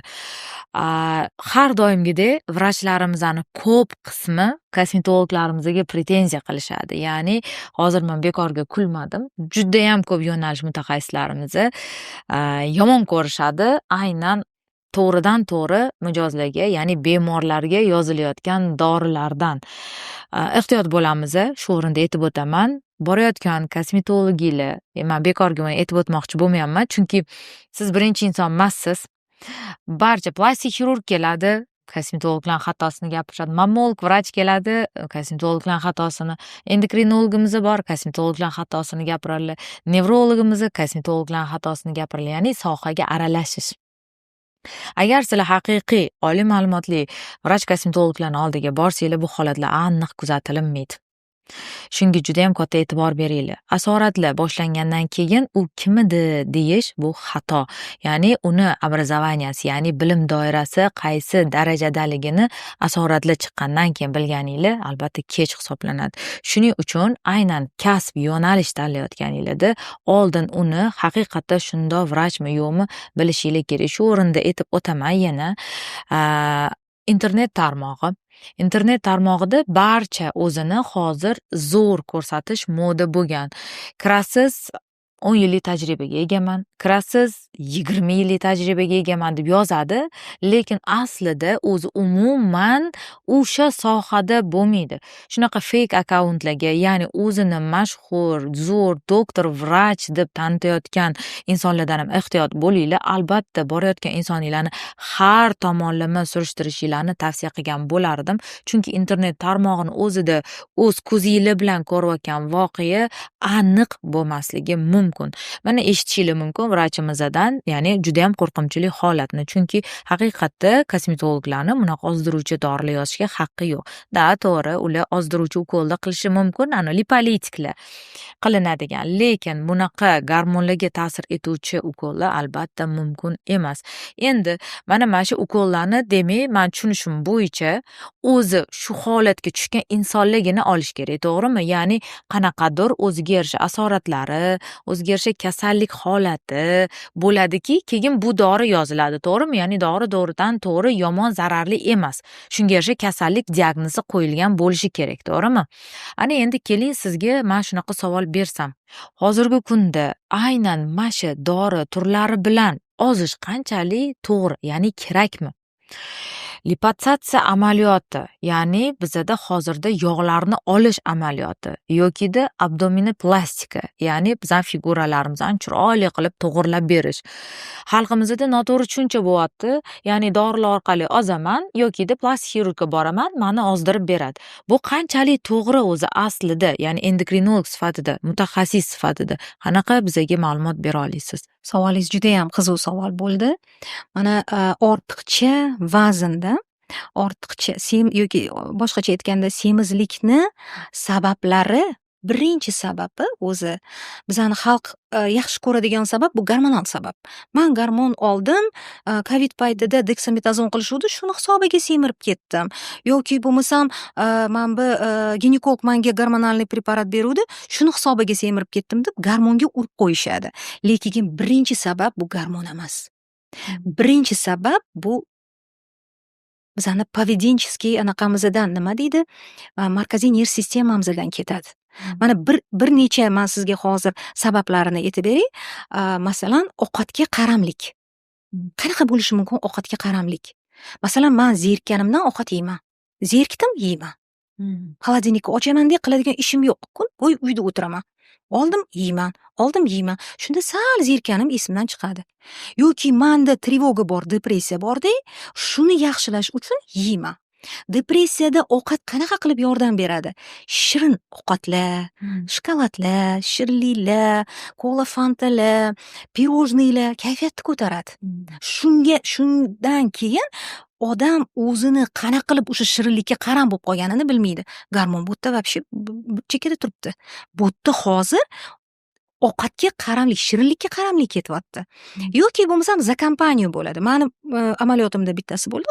Ortiqcha vaznim ham kelyapti. Sekin surishtiryapman. Men laborator analiz yozishdan oldin bemor bilan suhbat quraman. Qani qayerdan kelib chiqyapti shu ortiqcha vazn? Kelib chiqyapti qayerdan?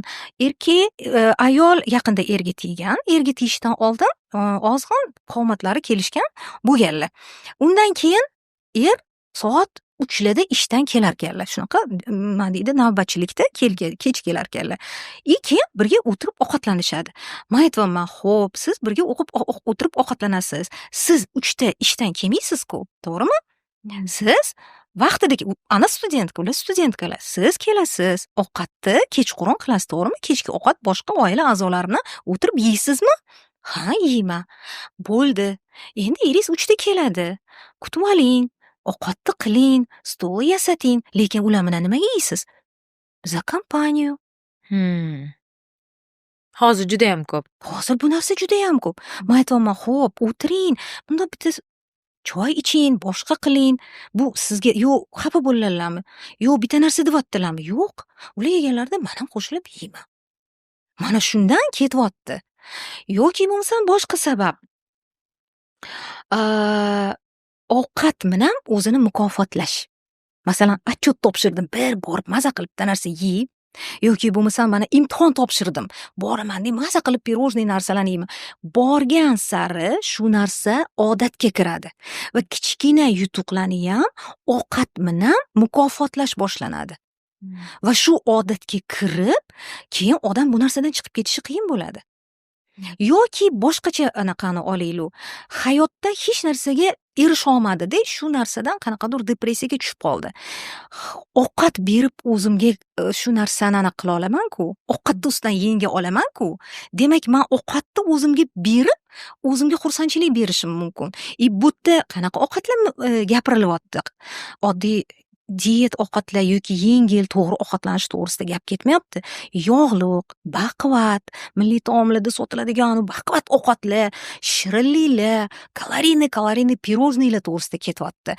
Ana o'shalar vaqtincha kayfiyatni ko'taradi, vaqtincha odamni nima deydi? Anaqa qiladi, nima deydi? Rag'batlantiradi, to'g'ri, rag'batlantiradi. Shu yuzasidan odam ovqatga qaram bo'lishni boshlaydi va asta sekin vazni ortishini o'zi ham sezmay qoladi. Ana undan keyingina gormonal o'zgarishlar boshlanadi. Endi hozirgi siz aytgandek liposaksiya qilishadi, oshqozonda har xil jarrohlik muolajalarini qilishadi, dori vositalari, tabletированный vositalarni olishadi, lekin bu o'zgarmaydi-ku.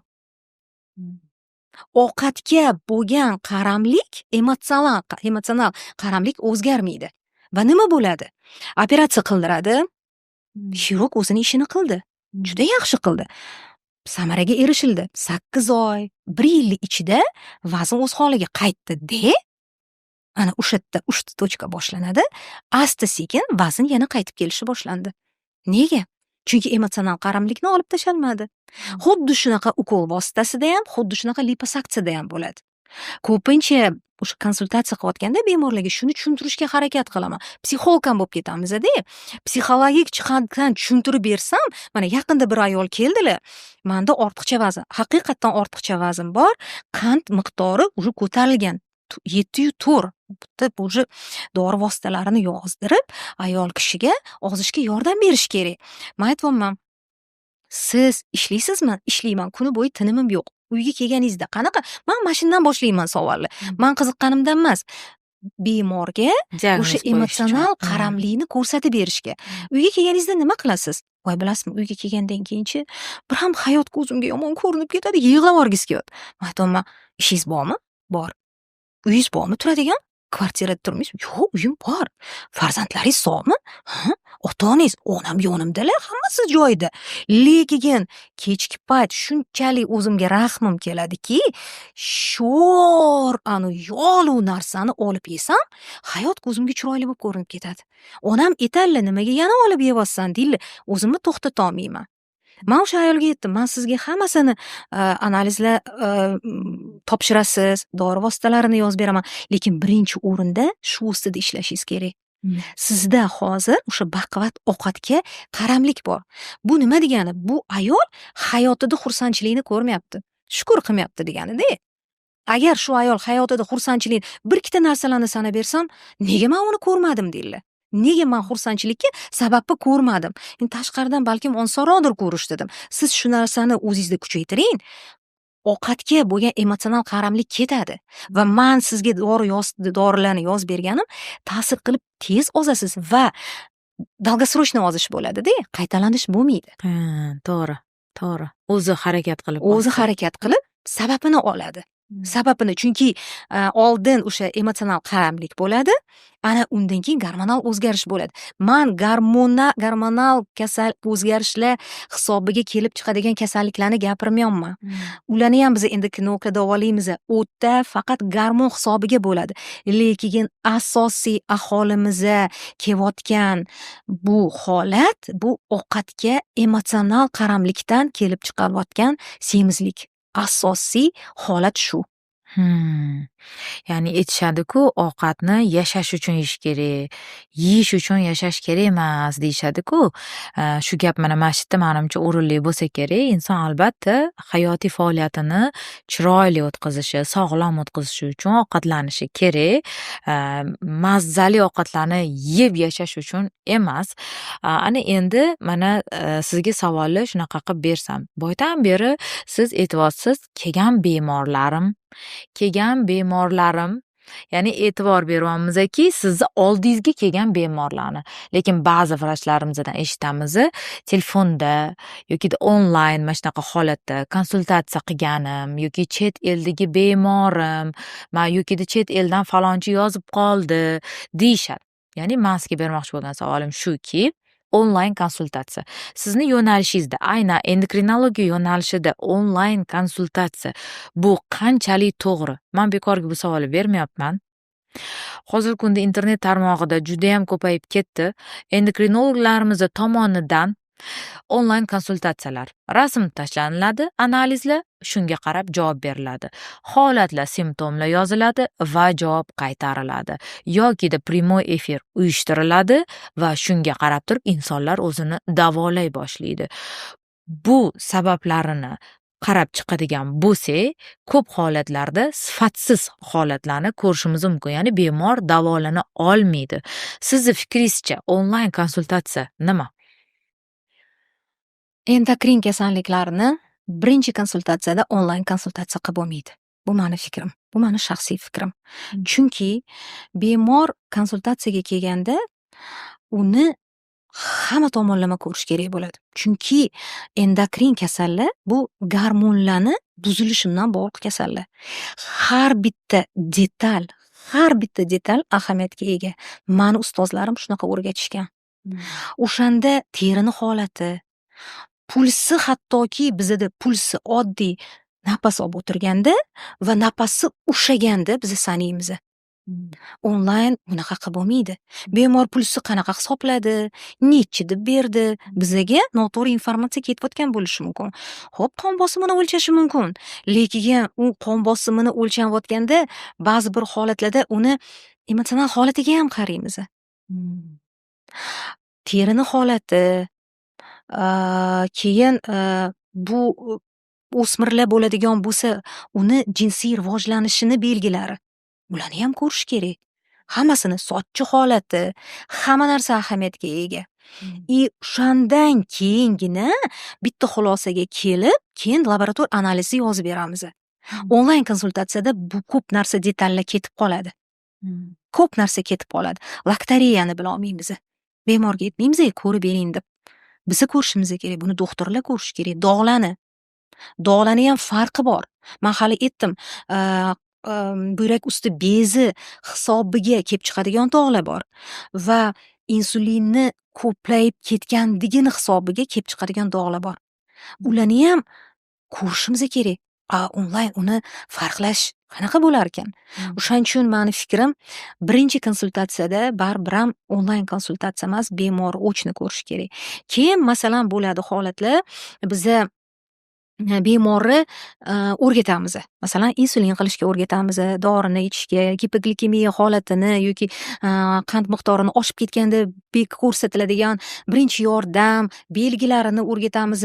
Masalan, zaharli buqoda dorilarni qanaqa qilib ichish kerak yoki puls oshib ketsa nima qilish kerak, puls tushib ketadigan bo'lsa nima qilish kerak, shularni hammasini o'rgatamiz. Ana o'sha paytda men o'zim ham bemorlarga aytaman, men sizlarga Telegram nomerimni beraman. Men bunaqa payt bo'ladigan bo'lsa, menga голосовой yuboringlar yoki yozinglar. Men o'sha yerda javob beraman. Chunki bu holatda men bu bemorni bilaman. Lekin shu holatda ham yarim yildan keyin shu bemor yarim yil yo'q bo'lib ketsa-da, masalan, yarim yildan keyin yozadigan bo'lsa, men javob bera olmayman. Chunki esimda qolmaydi. O'sha paytda men noto'g'ri tavsiya berib qo'yishim mumkin. Bu insonning hayoti, insonning sog'lig'i-ku. Men har bitta bergan davo muolajamga javob beraman. Shuning uchun aytaman, men qiynalmayman, konsultatsiyamga iloji bor bo'lsa keling. Kelish iloji bo'lmasa, unda o'zingizni turar joyingizdagi endokrinologga boring, deb bo'lmasa ular bering. Bizda endokrinologiya markazida shunaqa yo'lga kiritilgan edi. konsultatsiya. То есть doktor, endokrinolog, endokrinolog mutaxassis bemorni har tomonlama ko'radi, keyin u xulosasini aytadi, analizlari qanaqaligini aytadi. Men ham o'sha endokrinologiya markazida ishlaganimda shu yerda qatnashardim telekonsultatsiyalarda va unda man xulosani to'g'ri qila olardim, chunki menga aynan endokrinolog mutaxassis aytyapti. Mana bunaqa yordamlashyapti, mana bunaqa. Men o'sha endokrinolog mutaxassisga ishonaman va ikkalamiz to'g'ri xulosa qila olamiz. Unda men xotirjamman. Lekin bemor o'ziga bu narsalarni men qanchalik to'g'ri-noto'g'riligiga men nima deydi, garantiya qila olmayman. Qila olmaysiz. Ana endi men sizga ikkinchi soha yo'nalishingizdan bersam savol. Siz endokrinolog hamda nutritsiolog hisoblanasiz, to'g'rimi? Hozirgi kunda nutritsiologlarimiz juda ham ko'payib ketgan. Yana qaytaraman, internet tarmog'ida, shu internet tarmog'i degan so'z ko'p qaytaraman-da oxirgi paytda. Juda ham ko'payib ketgan nutritsiologlarimiz. U oddiy insonlar ham bo'lishi mumkin, havaskorlar ham bo'lishi mumkin, yokida boshqa har xil yo'nalishdagi vrachlar ham bo'lishi mumkin. O'zi umuman olganda nutritsiolog kim va vazifasi nima aslida? Nutritsiolog bu to'g'ri ovqatlantirishga yo'naltiradigan mutaxassis.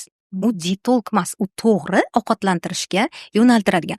To'g'ri ovqatlanishi ko'pincha bizani xalqimizda tushunmaydi. Bu parhez deb tushunadi. Parhez bu bizani institutda o'rgangan har bitta bemor uchun mumkin bo'lmagan, mumkin bo'lgan o'zini stollari bor. Masalan, qandli diabetda 9-stol bu o'sha parhez ovqatlarni aniq qiladigan fan. Nutritsiologiya bu to'g'ri ovqatlantirishni o'rgatadigan fan. To'g'ri ovqatlanish orqali kasallikni yengillashtiradigan. Masalan, oshqozon ichi kasalligi bo'ladimi, boshqa bo'ladimi, to'g'ri ovqatlanish orqali. Endi to'g'ri aytyapsiz, oxirgi paytlarda 3 oylik kurslarni bitirishyapti-da. Bu manikyur bilan shug'ullangan odam bo'lishi mumkin yoki bo'lmasa boshqa meditsinadan umuman uzoq bo'lgan odam bo'lishi mumkin-da. 3 oylik kursi qanaqa bitirdi? Tushundimi o'shani? Tushunmadimi? Bu katta masala. Chunki yana amaliyotdan aytsa tushunish oson bo'ladi. Amaliyotimdan kelib chiqib aytaman. Meni qabulimga bir ayol kishi keldilar. Haqiqatdan ortiqcha vazn bor. Haqiqatdan bor. Ortiqcha vazn tizza bo'g'imiga ta'sir qilib, ularni уже nima deydi, qiynayapti. Ozishga qattiq qaror qilganlar va xuddi shunaqa internet tarmoqlaridan nutritsiolog topganlar va unda shug'ullanganlar.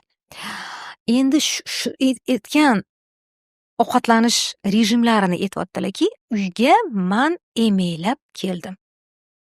Ishonasizmi? Bankda ishlaydigan odam, pul bilan ishlaydigan odam. Bankda ishlaydigan odamlarni bilasiz, dokumentlari bitta nol xato bo'lsa ham xato ketishi juda katta summalarga olib kelishi mumkin. Aytadilar, kunni ikkinchi yarmida kallam ishlamaydi. Harflar aralashib, chaplashib ketyapti bir-biriga. Ozdim deydilar, 10 kiloga ozdim deydilar. Keyin shunaqangi katta srif bo'lgan, srifni o'zbekchasiga yaqinda Instagramda tayyorlayotganimda aniq so'zini topa olmadim va to'g'ri ovqatlanishdan buzilish deb tarjima qildim. To'g'ri ovqatlanishdan buzilish bo'lgan. Bu qachon bo'ladi? Noto'g'ri tavsiya berilsa va biza energiya oladigan kerakli uglevodlarni butunlay chegaralab qo'yilgan. Biza bemorga tavsiya berayotganimizda birinchi o'rinda biz so'raymiz, kim bo'lib ishlaysiz? U maktab o'quvchisimi? O'smirmi? U uyda o'tiradigan uy bekasimi? Yoki bo'lmasa masalan xirurgmi, lyotchikmi? Qanchalik energiyani ishda sarflashiga qarab turib, uni ovqatini tanlab berish kerak. Buni nutritsiolog yaxshi bilish kerak. Bizda afsuski hozir faqat maqsad tezroq ozdirish, Instagramda rasmni ko'rsatish. Men yaqinda ko'rdim, 3 kunda 15 kilo. 3 kunda 15 kilo bo'lsa, 1 kunda 5 kilo qanaqa bozdirar ekan bu odam? Qanaqadir anaqa rastvori ko'rsatyapti. Eritmani. Buni solasizlar, uni ichida asal ham bor, boshqa ham bor. 3 kunda 15 kilo. Rasa odamlar o'sha odamga yozilyapti. Podpischilari juda ham ko'p. Bu nima degani? Odamlar shuni qiladi-ku.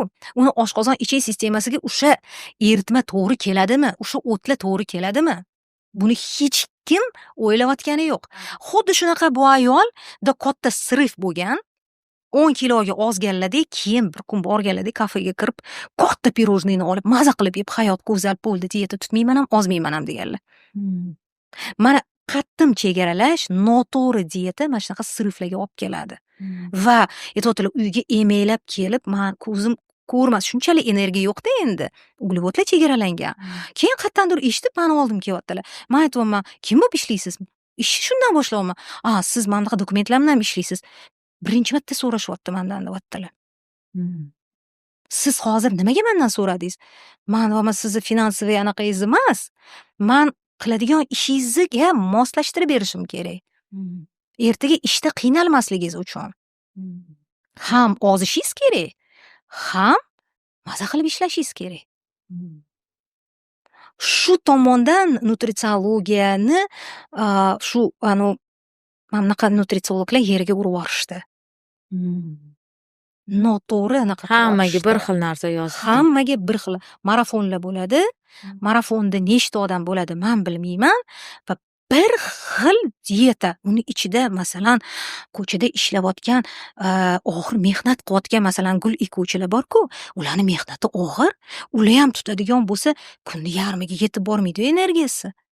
A o'tda uglevodlarning ikki xili bor. Tez hazm bo'luvchi, sekin hazm bo'luvchi. Sekin hazm bo'luvchi uglevodlarni biz butunlay olib tashay olmaymiz. To'g'ri, tez hazm bo'luvchi uglevodlarni olib tashlaymiz.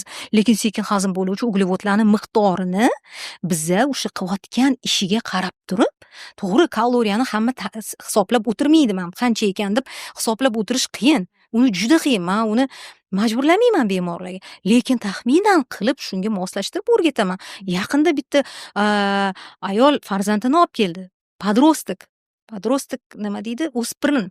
O'spirinlarda gormonlar shakllanayotgan davr. Ular yana maktabga boradi. Matematikani o'tadi, fizikani o'tadi, fizkultura o'tadi. Ularga energiya kerak. O'zi bitta joyda o'tirmaydi o'spirin, o'zingiz eslang. O'tda umuman uglevodlar chegaralangan. O'spiringa qaytanga semirish ozishi o'rniga o'sha o'spirin qiz semirishni boshlagan. Onasi aytadi, "Qatdan semiryapti?" "Yo'q, men chegaralab, semiryapti." Men hamma aytganini qilaman. Men aytayapman, "Bilasizmi? 100% garantiya bilan qizingiz siz bergan pulga Snickers olyapti-da, kola bilan zapevat qilyapti." Kechqurun siz uyquga kirganingizda yoki bo'lmasa ish bilan band bo'lganingizda xolodilnikni ochyapti-da, o'sha yaxshi kaloriyli narsa yeb, keyin uyga kirib yotyapti. To'g'risini aytdim. To'g'rimi dedim. To'g'risini aytdim. Hech kim urushmaysan, to'g'ri dedi. Chunki meni shunchalik ichim tatalab ketadiki, men majburman shuni olganimdan keyin yaxshi o'qishimda ham bemalol o'tiraman, kechqurun ham tinch uxlayman. Mana nutritsiologiya mana shu masalalarni hammasini hisobga olib, to'g'ri ovqatlanishni tushuntirib berish kerak bo'lgan fan. Menimcha biz juda ham to'liq bir ma'lumot oldik. Men ham bir nechta nutritsiologlarni taniyman. Oliy ma'lumotlilarini ham taniyman, yokida nutritsiolog bo'lganlarni ham taniyman, chunki biz studiyaga olib chiqishdan oldin ancha kuzatamiz. Olib chiqmoqchi bo'lgan insonlarimizni hozir juda ham ba'zilarini xatolarini, ba'zilarini taktikasini bir boshqachaligini o'ylab, qoyil lekin deb o'tiribman, chunki haqiqatda siz fakt ma'lumotlar aytyapsiz. Aynan ovqatdan keskin chegaralash bu qaytanga qaramlikka keltirib chiqaradi, ya'ni miyada stress holatini keltirib chiqarishi hammaga ma'lum. Ana endi biza tavsiya 365 eng bizada qimmatli savoliga kelsak. Mana siz 28 yillik, ya'ni kamida 30 yillik mutaxassissiz, to'g'rimi? Oldingizga kelmagan bemor turi yo'q, ya'ni holatlar juda ham ko'p. Siz shu kungacha mana yo'lda yoki uyda o'tirganingizda yoki fikrlagan paytlaringizda eng ko'p qaniydi shunaqa qilishmasa yoki shunaqa bemorlarim shu xatolikni qilmasaydi yoki mana shunaqa payti oldindan kelishsaydi deb yokida bir qancha bir fikrlaringiz bo'lishi kerak, to'g'rimi? Ya'ni ko'p uchraydigan holat. Siz qanaqa bizani bugungi tavsiya 365 podkastimizda bizaga tavsiya bera olasiz xalqimiz uchun? Ya'ni o'z ish faoliyatingizdan kelib chiqib. Endi agar как endokrinolog sifatida tavsiya beradigan bo'lsam, kasallikka birinchi belgilarini aniqlansa yoki bo'lmasam birinchi belgilari bo'lmaganda ham shu kasallik manda bormikin degan shubha bo'ladi-yu, baribir har bitta odamda qanaqadir internetdan eshitishadi, kitobda o'qishadi, kimdirdan eshitishadi. Shu belgilari bo'lganda o'zini o'zi davolamasdan endokrinologga vaqtida murojaat qilish kerak. Chunki ko'p bo'ladi holatlar, mana aytyapsiz, amaliyotingizdan kelib chiqib ayting deb, ko'p holatlarda endokrinologga borsam qandli diabet diagnozini qo'yib qo'ysa nima qilaman? Yoki bo'lmasam mana shu buqo bo'ladigan bo'lsa men nima bo'laman? Vaqtni yo'qotib qo'yishadi-da, asorat bilan kelishadi. Lekin o'sha narsani o'z vaqtida tashxis qo'yilsa, o'sha asoratlar bo'lmaydi. Ikkinchi tavsiyam o'sha tavsiya berilganmi? Dori vositalarini ichish, parhez qilish yoki bo'lmasam mana bu narsani qilmang deyish. Ana o'sha narsalarni haqiqatdan qilinmasa, u umri davomiyligi uzoq bo'ladi. Asorat bo'lmaydi. Qandli diabetda biza nimadan qo'rqamiz? Endokrinolog hammasi bir xil gapiradi. Qandli diabetda o'zidan biz qo'rqmaymiz. Qandli diabetda asoratidan qo'rqamiz. Qandli diabetda agar o'z vaqtida davo muolajalari qilinsa va parhezga rioya qilinsa, bizning xalq nima deydi? Siz parhez yozganda men grechkamdan qaynatma sho'rvada o'tirmayman. Yo'q. Qandli diabetda grechkamdan qaynatma sho'rva emas. Uni yemaydigan narsalari bor. Yeydigan narsasi juda ham ko'p. Tushuntirib bersamki, "Voy, shuni nimaga biz qo'rqib yurdik" deyshadi. Nimaga bizni shu paytga chunki bu savol menga emas, o'zingizga bering deyman. Yeydigan narsasi ko'p. To'g'ri ovqatlanish qilinsa, dori vositalarini o'z vaqtida qilinsa, o'sha asoratlar bo'lmaydi. Oyog'ini kesibdi, ko'zi ko'r bo'lib qopti, gemodializga tushib qopti degan narsalar bo'lmaydi. Uzoq umr ko'riladi. Bunaqa bemorlar juda ham ko'p. Menda boshqa endokrinologlarni anaqasida, amaliyotida bunaqa bemorlar juda ham ko'p. O'ziga qaraydi, o'z vaqtida konsultatsiya qiladi, sama kontrol degan narsa bor, o'zini boshqarish. Shu narsani endokrinologdan yaxshi tushunib oladi-da, o'sha mehmayt va mehmonga boringlar, bormanglar emas, to'yga ham boringlar. O'sha tug'ilgan kunga ham boringlar. Yoninglardagi atrofinglardagi odamga men qandli diabetman deyishinglar ham shart emas. Sizlar agar sizlarga nima mumkin bo'lganligini yaxshi tushunib olsanglar, o'sha narsani yeylar, mumkin bo'lmagan narsani men yoqtirmayman, yegim kelmadi deylar, bo'ldi, sizlarga hech kim ahamiyat ham bermaydi. To'g'rimi? Hech kim ahamiyat ham bermaydi. O'sha kolani o'rniga yoki shirin kompotni o'rniga suv ichish mumkin, choy ichish mumkin. Limonli choyni ham shakarsiz ichish mumkin. Va shunda o'zimizni himoya qilamiz. Bizda xalqda yana bitta narsa bor, uchinchi anaqamiz, tavsiyam. Doktor ko'rmadi-ku. Bugun qilvoraman, ertaga bo'ladi. Ertaga davom ettiraman, bugun dorini ham ichmayman. Ko'rmayapti-yu doktor. Bugun можно. Bugun можно. Lekin bu doktorga emas, sog'liq kimniki? Sog'liq bizaga berilgan shunaqangi oliy ne'matki, uni yo'qotib qo'ygandan keyin uni tiklab olish juda ham qiyin.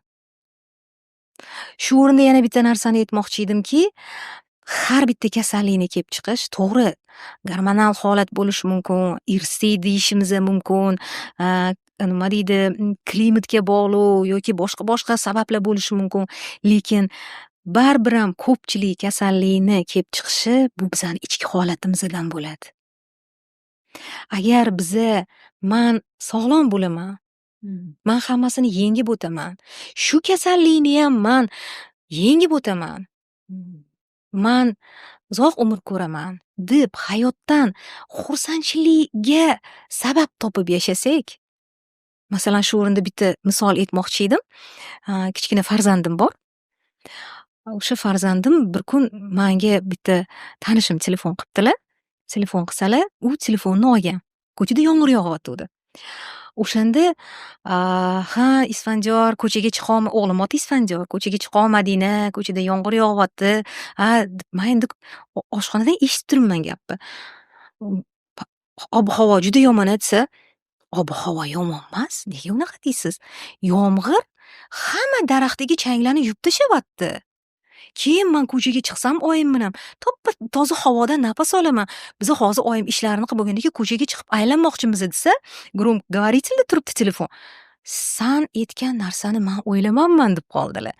Shu o'rinda men nima demoqchiman? Har bitta vaziyatdan biza pozitivni topib yashashimiz kerak. Ana o'shandagina bizani hayotimiz pozitivga to'la, ichimizda ham to'la bo'ladi. Ko'pchilik kasallikni yoni olinadi, oldi olinadi.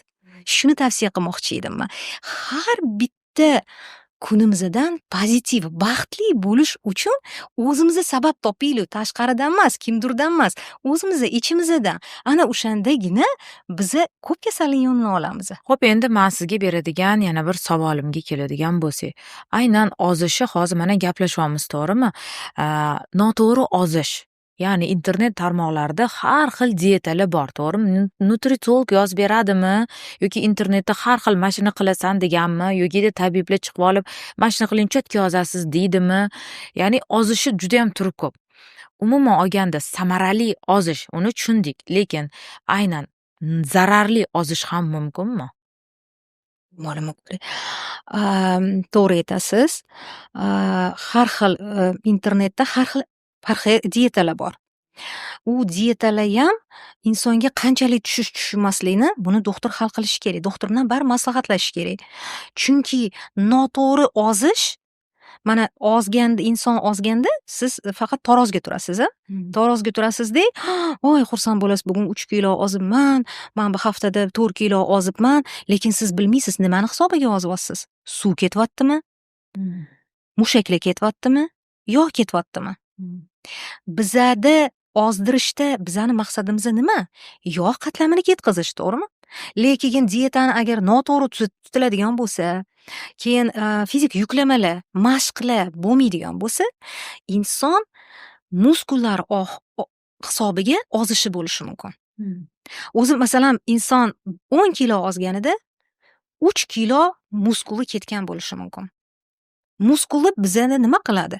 Bizada muskullar suyaklarni ushlaydi, bo'g'imlarni ushlaydi, harakatimizni ta'minlab beradi.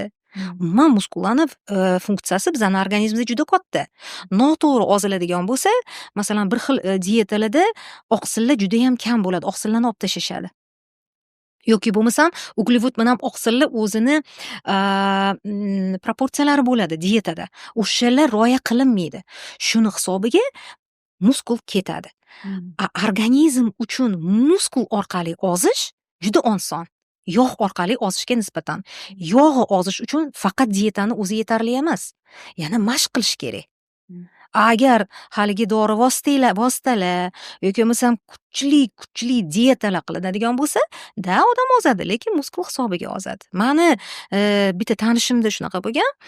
O'g'illari o'smir bola bo'lgan, hozir bu bola katta.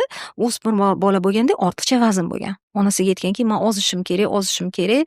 Nimagadir bilmayman." U paytda nutritsiologiya unaqa rivojlanmagan edi, diyetologlarga, endokrinologlarga borishmaganda, bola aytgan, "Men o'zim ozaman, internetdan qanaqadir diyetani olgan. O'sha diyetada oqsillarni miqdori chegaralangan bo'lgan." Bola haqiqatdan ozgan, zo'r ozgan. Lekin katta bo'lib hozir aniq esimda yo uylanadigan paytidami, yo uylangandan keyinmi, butun позвоночник sistemasida muammo boshlangan. Ana o'sha paytda doktor yurishganda, ular o'sha bola shakllanayotgan paytda oqsil yetmaganidan o'sha yerda shakllanishda defekt ham shakllangani ma'lum bo'lgan. Keyin menga olib kelishgan. Lekin men bola o'sha katta bola shakllanib bo'lgan, как endokrinolog sifatida men hech narsa yordam bera olmasdim. Chunki bola o'sha shakllanib bo'ldi. Shuning uchun hozir endi bolalarda, o'smirlarda ham ortiqcha vazn, har xil diyeta tutish, har xil dori vositalari qilinyapti. Mana shu narsaga ahamiyat berish kerak. Agar muskul hisobiga ozishni xohlamasanglar, albatta oqsil miqdoriga ahamiyat berish kerak. Oqsil bu nima? Oqsil bu go'sht, o'simlik oqsillaridan bu dukkaklilar va sutli mahsulotlar va albatta mashqlarga ahamiyat berish kerak. Bekorga 10,000 qadam, 20,000 qadam bekorga bu gaplar gapirilmagan. Shularga rioya qilinsa va mashqlarni ham qilishi o'ziga yarasha qonun qoidasi bor. Har kuni 1 soatdan mashq qilish hech qanaqa samaraga olib kelmaydi. U yerda muskullar charchashni boshlaydi. Muskullarni tiklanishi uchun vaqt kerak. O'shaning uchun shu narsani ham yoshiga nisbatan, vazniga nisbatan doktor bilan maslahatlashib turib, o'sha rejimni tanlash kerak. Ana o'shanda biz muskulni saqlab qolamiz va yog'ni kamaytiramiz. Mana shu ekologik to'g'ri ozish hisoblanadi. Judayam muhim qism ekan. Ya'ni biza yog'ni ketkazishimiz kerak, muskul massani ushlab qolishimiz kerak. Albatta bunga menimcha hamma rioya qiladi. Bugungi suhbatimiz judayam manfaatli o'tdi. Men bugungi podkastimizni judayam gрамотный o'tdi deb o'ylayman. Yildan yilga, ya'ni kunlar o'tgan sari bizning podkastimizni takomillashyaptiki, lekin biz sifatini tushirmaslikka harakat qilyapmiz. Kelayotgan vrachlarimiz biz o'zimizni davolaymiz. Men o'zim birinchi o'rinda ichimdan xursand bo'lishim kerak. Xalqimizga bugun nima biza bera oldik deb o'ylayman. Menimcha bugun biza judayam ko'p ma'lumotlar bera oldik. Siz ham bugungi bergan bizaga barcha bilimlaringiz, tavsiyalaringiz, takliflaringiz, barcha maslahatlaringizga rozi bo'ling. Xalqimizga bergan barcha ma'lumotlaringizga. Va shu o'rinda yana aytib o'tamanki, sizlarda qanaqadir savollar tug'ilsa, bemalol kommentariyga yozishingiz mumkin. Albatta savollar qanday bo'lishi mumkin? Kasallikka to'g'ri keladigan savollar bo'lsa, albatta biz doktor akkauntini beramiz va adreslari sizga yuboriladi.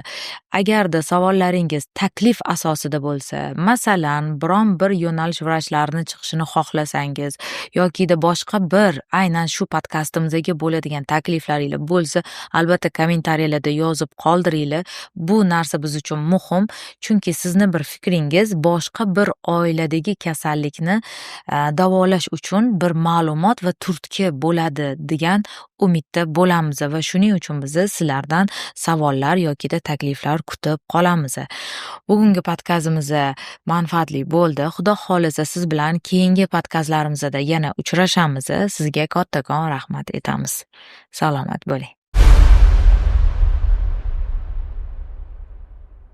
Mana shunday bizani Iso Media tomonidan berilgan vaucherlarni ko'rsatib o'tishga, aynan shu bugungi bo'lgan podkastimizga yozilgan eng yaxshi kommentariyaga bosilgan layklar soni hisobga olinadi va yozilgan kommentariy egasiga mana shunday zo'r vaucherlar beriladi. Buni zo'r tomoni nimada? Yana eslatib o'taman. Mana shunaqa bir martalik podkast o'tkazilishi bepul beriladi. Ya'ni bunday imkoniyatni albatta qo'ldan boy bermasligingizni so'rab qolgan bo'lardim. Chunki haqiqatda men ayta olamanki, Iso Mediada hamma standartlarga javob beradigan barcha turdagi apparatlar mavjud va xotirjam judayam chiroyli podkastingizni olishingiz va xalqimizga manfaatli yana bitta podkast sizlar tomoningizdan taqdim etilishi imkonini berishgan Iso Media gruppasi tomonidan. Albatta bu kuzatilinadi, kommentariyalar ko'rib chiqilinadi va sizga muloqotga chiqishadi.